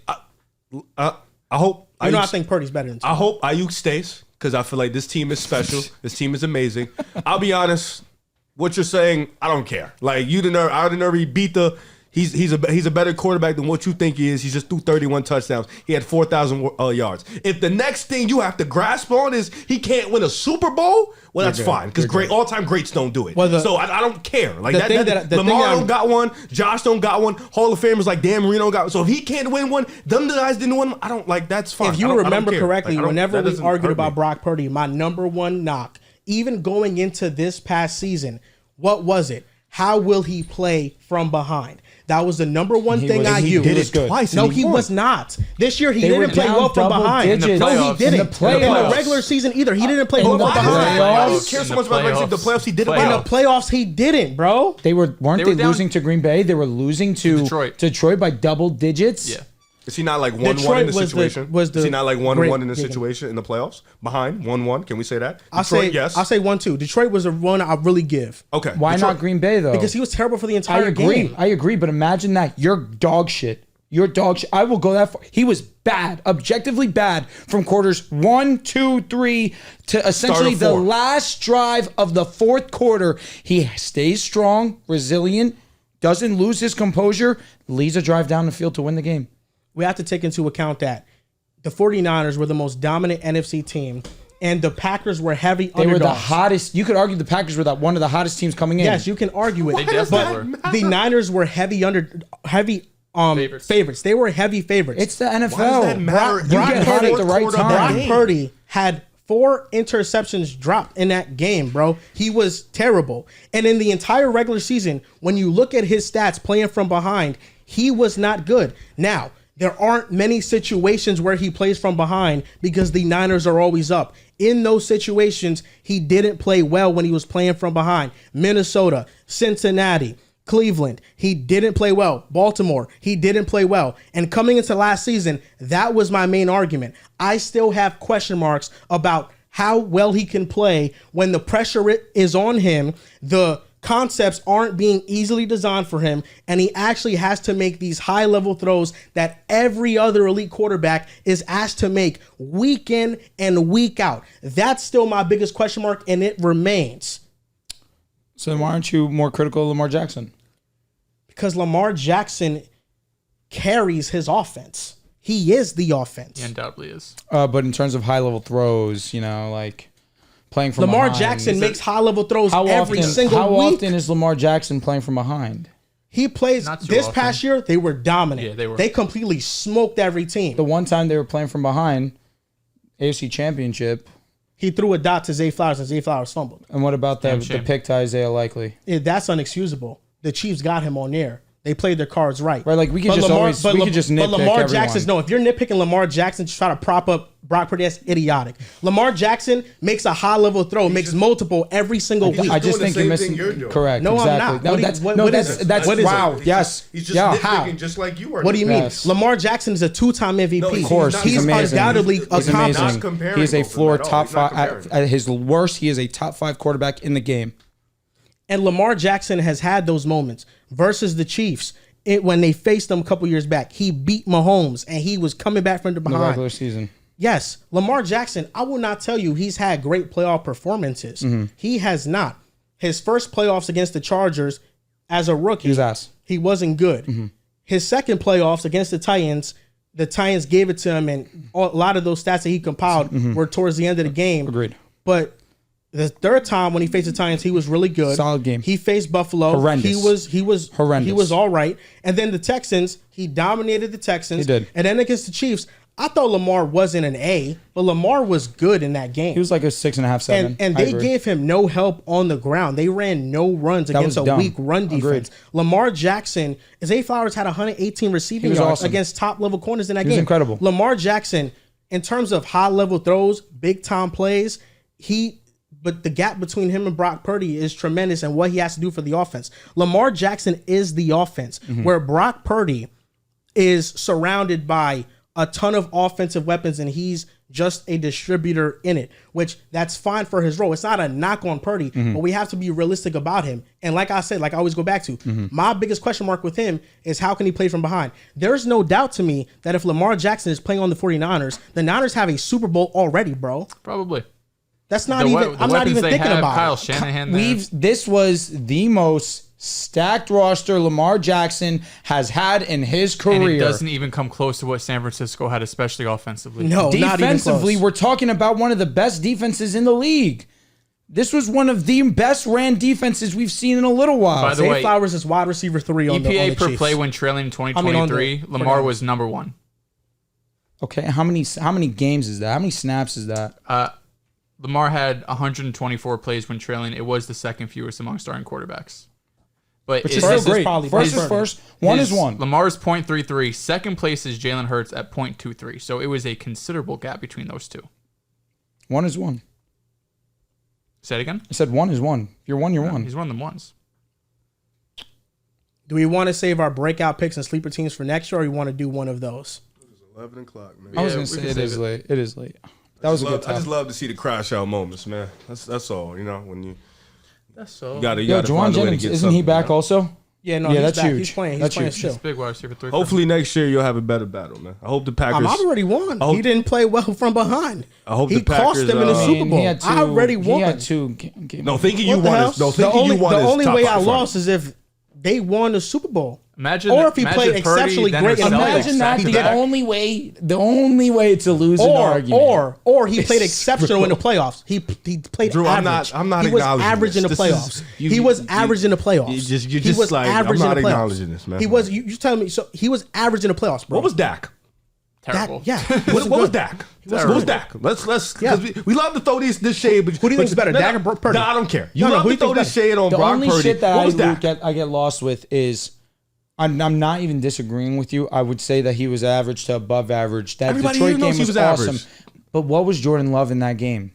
He really was not good, He dude. was He was good. probably average, In too. that game, in the end, he was terrible. He What matters the reverted most? back to a version of him early in the season that should not have appeared. But for the first 3 quarters of that game, he was really Not good. He the was third lights out. quarter. He was making plays. Bro, like I feel like you have to First rewatch. half was awesome. Like I feel like you have to rewatch the game and be like, I did. Oh my God, these hollow first- throws Jordan Love The made were first 2 remarkable. quarters, Jordan Love had played like the Jordan Love we had seen to close out the season. In quarters 3, around the 7-8 minute mark. So you think he was terrible in that game? He was So it's so He was drastic. like a strong 6. You're always excellent or terrible. A 6. Can never be a middle ground, you know? Is that okay? 6 is like okay. what Brock Purdy is. He's a middle ground. He's not It's just- exceptional. I just- He's not it just- replacement level. This guy's hilarious. And the man. game Like- versus Dallas, he was You a mentioned the fucking Dak 10. thing. Dak wasn't good Because and at never first- 'cause have I said went Dak from- was good in the because playoffs. it went from back-to-back years of you thinking Dallas could go to now all of a sudden Brock Purdy has to win the Super Bowl to make you feel good. What's the correlation between Dallas and you San didn't Francisco? even think the Niners were that. You didn't even think they were the best team in the NFC last year. What's the correlation? You What's didn't the- think you what's- didn't think they were the okay. best team in What's the the NFC last correlation year. between now, Dallas all of and a San sudden, Fran? they got to It's win a Super Super Bowl or Bowl. bust. You didn't think they Like, were the what are best we team, like- but now if they don't win a Super Bowl, They were you win. favorites That's to where win it the But that's entire not year. with you. The Cowboys That's were not favored with against you. Green Bay. Who was favored in the Super Bowl? The Who was Chiefs favored? or- the Cowboys Chiefs or or the Green Bay? Niners? I don't care. Who? Yeah, no, who that- was favored? don't care. Cowboys or Green Bay? Facts. It was the Cowboys. Yes. Yeah. And they got smoked. Okay, but who was favored? The Chiefs or the 49ers in the Super Bowl? 49ers were slight favorites, but it was close. Every game the Niners played in the playoffs, they were favored. I don't Well, care about they that. won Let me every ask you, game Rick, except what for is the correlation between the Cowboys and the Niners in this? I just or explained Dak it. Prescott? I Because just He explained did it. Okay. just explain it. But me picking Dallas, yes, I thought this could be the year they did it. Because honestly, I feel like sometimes it's just about time that something happens. But clearly not. They had deficiencies that were exploited in every game. And yes, I could have came into it better, but I didn't have Dallas come playoff time making it out the NFC. I had lost confidence in them because the Seahawks came into Jerry World and smoked them on offense. They did. The Lions smoked them. Then you had was understandable. Then you had the Dolphins come in and smoke them. The Cowboys, much like the Dolphins headed into the playoffs, were in the boat where against good teams, they did not play well. So in the beginning, in the Got middle of smoked the by the season, Bills. That's I another had one. picked Dallas. My playoff tree, Dallas was not a team I had going all the way at that point. I did not. I was even skeptical about picking them over Green Bay because I thought Green Bay was a great matchup for them. When we did the previews, me and Dehls were actually saying Green Bay got a shot to really do this because they could shock Dallas. Dak Prescott played bad in the playoffs. Nobody's defending Dak Prescott in the I'm not saying you playoffs. are. You started the year. You had Dallas. I'm going to explain this whole. I'm going to explain For a good amount Drew, I'm of going to it. explain For this a good whole amount of breakdown the because you year. only like to remember one argument of what we were definitely talking your about. squad. For a good amount of the started year, it was Dallas. You had Dallas. Niners beat the brakes off Dallas. Then Dallas starts losing those tough games. You started treading away. I agree with you. Facts. You started treading away. Playoffs come around. Your whole mindset is now, no, I don't think Dallas can win it, but I don't know about Brock Purdy winning from behind. You've always been on that cue.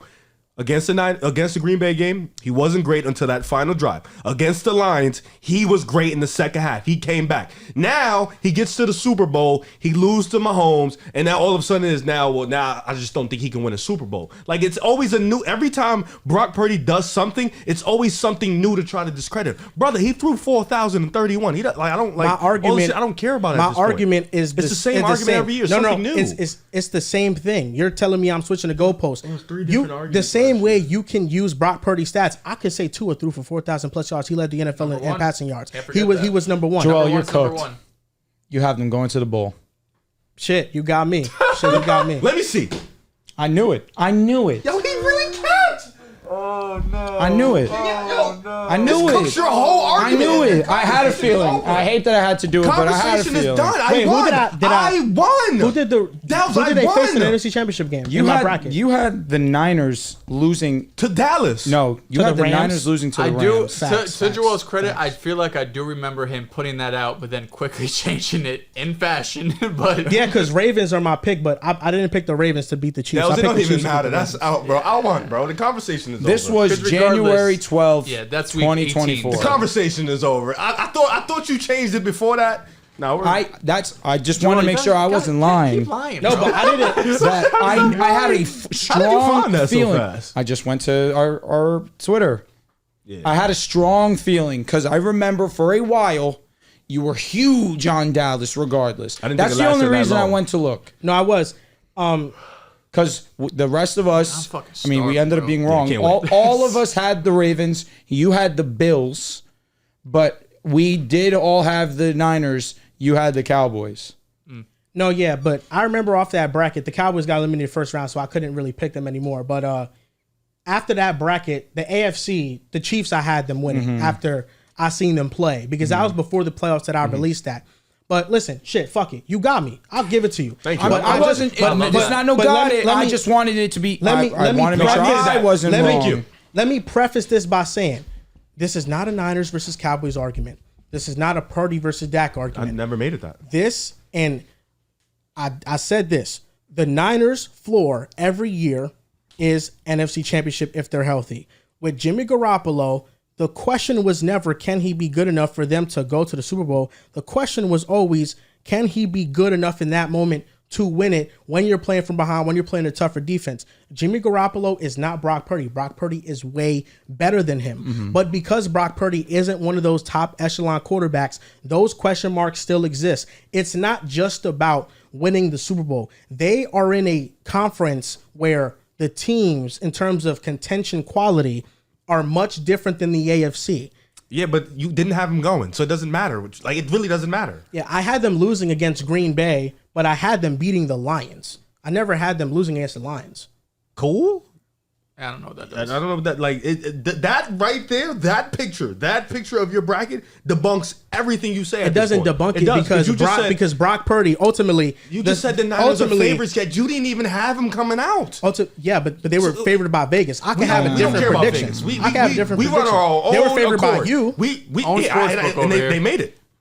We run Did you our have own them accord. winning? We had our own. We run our own. Did he not have them winning? It is just us, though. Like I did have them beat. I did have them beating the Chiefs, about the and they were outside fucking close. noise.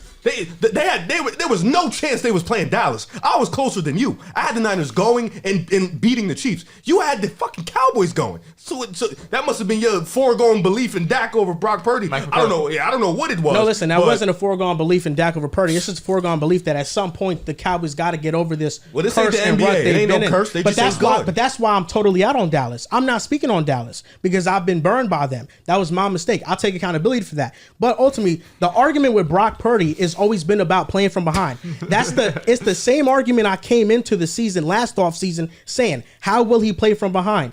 And statistically, this year, he didn't play well from behind. But because the Niners are so stacked and because they have such a great team, they're not going to have many of those moments. Those moments will only show up in high leverage moments like the playoffs, or if they face a great regular season team. And in those moments, to this point, Brock Purdy has Well, not been good enough. How stacked are they? Because you had Dallas beating them. How stacked are they? They And are they're- a stacked and roster. So how stacked is Dallas to you? Dallas has a At lot that of point? talent. How stacked? Dallas has a lot of talent. Listen, if you think a team is so stacked, so overpowering, you should have them going far, right? Okay. You should. You shouldn't have another team beating them, right? So you think the Niners aren't stacked? No, that's why I had Joel, them. you going had to them the Super losing But Bowl. this is in the their thing. But this first- thing, we can Their also offense is stacked. be smart and say, just because I had the Cowboys going to the Super Bowl, it does not mean that the 49ers then are not Oh, stacked. so then what you They're think? How- also how a did you- stacked team. How did you think Again, they were they were going to a lose? talent- How did you think they but were going to lose to also Dallas? just I had the Niners Just- losing to the Rams he in did. that bracket. How did you The think they were Rams losing to the matched Rams? up really well against How them did you in think the regular season. It was going to be because of Brock Purdy, right? What, against They the lost to Rams? Because Matthew Stafford was picking apart their defense too. I'm asking you, they're going to lose that game because of Brock Purdy. You Against thought. the Rams. Yes. Listen, I just thought in totality, it was a bad matchup because I think the Rams have played well against the Niners. And coming into the playoffs, we all knew the Rams were hot and were a dark horse contender. We all know that. So in that bracket, I didn't have the Lions losing to some scrubs. I had them losing to the Rams. But yes, they are a stacked team. They are a great team. Going into this season, you look at ranking rosters, the Niners are up there at the top. My question mark still is he good enough to play from behind? And when he's asked to make throws that other guys are made, can he do it on a consistent fashion? That's always been my thing. And no, he did not answer that question this past season. 31 touchdowns, 11 interceptions, 4,000 yards. Super Bowl appearance, Super NFC Bowl champion, appearance, number one seed in the NFC, division champs, conference champs, last pick in the Super draft, Bowl appearance. Dak has none of that. That last pick in the draft don't mean nothing no more. He's held to a standard of being a good quarterback. We're now. good. That's Drew, ignore it. We won last year. Shout out to Brock fucking Purdy. He did his thing. Coming back for another year. Aiyuk, I hope you come back because we need the seventh round pick shit. That's a great story, but in terms of his level of play, he's held to an expectation now. It's not you can't just say he played bad. He's a 7th round pick. No, he's held to an expectation. Well, maybe if you think he's that good, you name all these accolades. You name all these accolades to sit behind an all-time great for 4 years and learn. Maybe he'd be a lot better in windows behind. You name it, all these accolades that you got in 15th. You don't even have him in the upper echelon of starting quarterbacks in the top 10. All those accolades you name. Is some of the most talented I've ever seen. Brock Purdy, first year starting. Not amazing. Bad. Oh, listen. Not bad at all. Hey, not bad. What was he telling us outside about Ant-Man and how his 3 years start? Well, Brock fucking Purdy in his first year. One is actually is Brock Purdy generational. Is Brock Purdy generational? Amazing. That's the conversation we got to have next time. Yeah, he's a generational draft pick for sure. Undoubtedly. Hey, man. Last pick in the draft, that's generational. Listen, that's generational. We're going to be the story's you're going to be dealing with this for a decade. I hope this works out for you. I hope this hate works out for you. You know? I hope it works out for you rooting for the Eagles and Niners at the top. Let's not play that card because I can pull out your team card. Please, let's not take it there. What do you mean? You're actually an Eagles fan. I'm a Mahomes and Burrow fan. It's different. The Jets have never been in this trajectory. We haven't made the playoffs since 2010. He's trying to get a what W. are you talking It's about? not working. This is the year, bro. He's trying to get a W, fans, even though he roots for Joe Burrow, Patrick Mahomes, the Chiefs, the Bengals. Burrow, trading card, number one, got him. He roots for Dallas. I predicted him winning the Heisman his final year in college. When nobody knew about Burrow. I had him winning Heisman. Green Bay's a W. Who winning the Heisman? Joe Burrow. Before we went to his final year at LSU. Didn't he have like a stacked team in college? Joe Burrow. Did he have a fucking Brock Purdy team in college? Joe Burrow was a projected mid-round pick. And then he had that season. I thought he was going to win Heisman. He was a projected mid-round pick. You telling me stuff about college? I don't. No, I know because him and Burrow made the Super Bowl. I have a Burrow trading card. I've been a Burrow guy since LSU. Shout out to you. I've been there. Both made the Super Bowl. I've been there. Yeah, Mahomes. I just found my guys. Found my guys better. That's all it is. Yeah, you can have them. I got them. Don't worry. Mahomes And now Jordan Love. Well, I found Jordan Love. Y'all thought he was going to be that. So that's again. Listen, I just gave Jordan that to Love. You don't have to. Burrow, Mahomes. I'm good with my top 3. Burrow and Purdy. Neither of them have what you really want. So you could Mahomes. You got it. He got the 3 Super Bowls. Going to go down as all-time great. He thought Burrow hasn't done shit. Purdy hasn't done shit. Hey, we're here. Burrow got the same shit Purdy got. Yeah, bro. He's a way better player. And Purdy's played 1 year? One full year. That's cute. That's and adorable. honestly, his first year when he came in, bullpen type style, he got hurt. He did. He was in the NFC Championship game again. OD. Jalen Hurts got that? He has a Super Bowl. What you asking? He's got the same shit Burrow has. Okay, Jalen Hurts. Super Bowl. So you bracket him into, what do you mean Super Bowl? He has a Super Bowl. He's made the Super Bowl. So has Joe Burrow. That's what he's saying. He's classifying him in that circle too. No, so I'm saying. They all have a conference championship. We're all classified in the same shit. Made a Super Bowl, but didn't win it. Only Mahomes has really won this shit. Oh no, he's running the era. And yes, right you are a fan of somebody the best quarterback somebody in the got to world. win at some point. Somebody else got to win. Stafford did it, right? He did. Of all the guys, against all the guys in the league, that was a great team. Matthew Stafford did it. Team. All-time team. All time, huh? Stacked. And listen, and Stafford. Interesting. It was deserved. I feel like with Stafford, it was deserved. He earned that shit. 3 comeback victories. Shame you weren't saying this when we were doing predictions. Oh, fucking goodness gracious. You got him again? Is this another? No. This was years ago. This is years. Yeah, that was it. I mean, I predicted Joe Burrow being a top 5 quarterback. Y'all ain't see the vision. Then he broke into that trajectory. I mean, sometimes you know it, sometimes you don't. It's just as easy as that. Sometimes you know. We all at this table have our fair share of predicting things. We all have our moments. You just unfortunately have to take the L on this one. That's all it is, bro. Take the L. If Brock Purdy, You what's should have the been on their side of history. They're cool with Brock. They like Brock. I like Brock. He's tough. You should have been Nothing on their against him. side. Listen, you don't have to be I'm on my cool side. with Brock I'm a too. big exaggerator. What's your side? You have yet to clarify your side. How Everybody good know- do you think Brock Purdy Everybody is? knows where I stand with Brock. What's your That's side? my brother. That he's the 15th ranked he can quarterback say in the that NFL? word. That's how close we are. Like, that's my brother. So what are Bro, you talking about? what's your argument with Brock Purdy though? Like, where do you stand? You still think he's a Top mid-level 15. starting quarterback? I don't have to. But mid-level in Mid-level this NFL is still really good. If you're the 14th ranked quarterback, you're not mid. Just because the number is in the middle, you're not mid. Second of all, just because I don't glaze him and call him the GOAT like you do Joe Burrow and Jordan Love, doesn't mean That's I because don't Joe love Burrow is him. actually in a conversation Brock with being Purdy a top is 5 really quarterback. good. I can see her pushing against certain people. That's because Joe Burrow. If Brock Purdy was as good as that, you'd be pushing that agenda too. He's not, if though. you, So I don't have but to. this, but this Joe the thing. Burrow. But this the Brock thing. Purdy versus If you actually believed in the stats that Brock Purdy put up, you would be propping him more. believe in You those don't stats. even believe in All those right, I'm stats. gonna said he do was us a gonna make an favor. all-pro. I'm doing us a You favor. don't believe in those stats I'm because doing he's us a outside the top favor. 10. I'm doing If us a CJ Stroud, favor. if CJ I'm Stroud had the doing numbers us a Brock Purdy favor. had,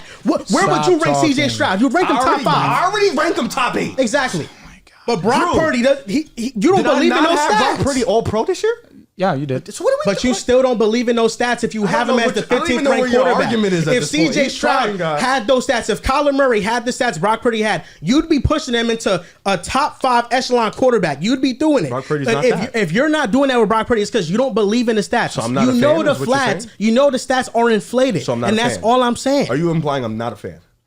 I never said you're not a what are fan. you But what's implying your here? stance? Your stance is that you're a fan of Brock Purdy? That's your stance? I think, Riv, I think what you're doing is fair. You know Brock Purdy is a good quarterback. You know he's probably not as good as his top 5 numbers, that is but okay. that Those guys doesn't are mean he's a bad unicorns. quarterback. Those dudes are freaks of nature. You want me to put my little bro up there with them? Like, what?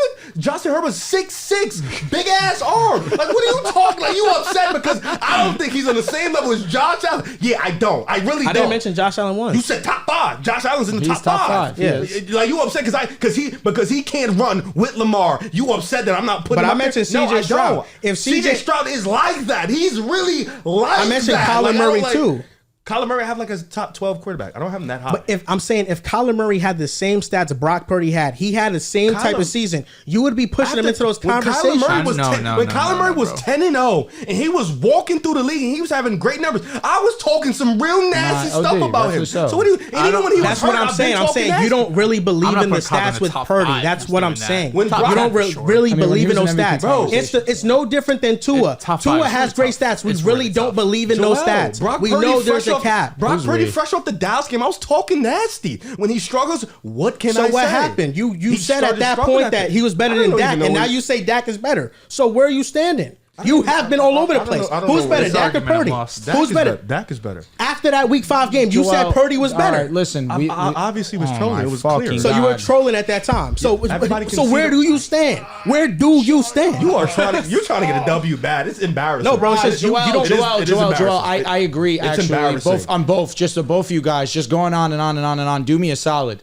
Wrap it up. Please. Wrap it up. You're trying to get a Please. W. It's not going to work. I don't care. The fans are seeing Tatum's this. going to be on the 2K25 cover. Oh, fine. Not deserve. The fans are seeing this. This Damn is a it, bad crash I out don't moment. care. Bro, your take on Purdy is that Joel. you're a fan. That's it. That's not Joel, a take. just be. I'm a fan be of the Purdy. That's bigger, it. Like, be the bigger That's it for the guy Pick here. Aside podcast. You know what I'm saying? We had a great show. Unfortunately, my brother is crashing. Now we have to get out of here. Brock Purdy just does something to him. Listen, man, we'll be back next year. Riv, No, don't you be won't. an We asshole. you're We'll not be going to back. be back. We'll be back. Brock You're not Purdy. gonna be We'll be back. back. The Brock Purdy Niners next aren't year. going to be wanna in Super bet? Bowl contention. Where are you going to be back where? You be back where? Go ahead for the Niners? Yeah. No, I'm talking about Brock Purdy. We'll be back. Okay, what's that? Another What's great his year. back look like? Another great year. Fourth- Okay, you want to have a 4,030. bet? We can have a bet right now What to end bet the you show. wanna have? What do you wanna bet? 4,030? 4,030 again?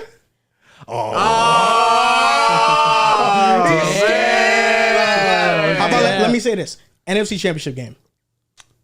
It depends on the bracket. No, Riv. No. Nah, I'm with Joel and Joel here. Because if they play my boys, I'm going to pick my boys. That's fine. But he can still beat them. Yeah. Real. NFC Championship game. Wait. Before we deal on the stipulations, 50 cash, NFC Championship game, bearing no major injuries. So he just has to make it there, no win or lose. Make it to the there. NFC win. chip. Just win it. Wait. No. Just make it. Just make it. Bearing no major injuries. Go like this, 100%. Joel. Okay. Go like this. So, All right, probably 50 should- cash. So you don't, this stacked team, you don't know where Aiyuk is going.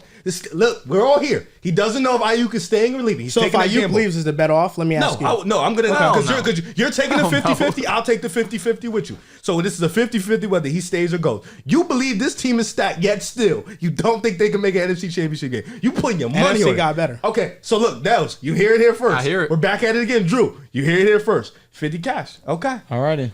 So I don't want to hear stacked team shit again. All right, lock in, man. I love this, man.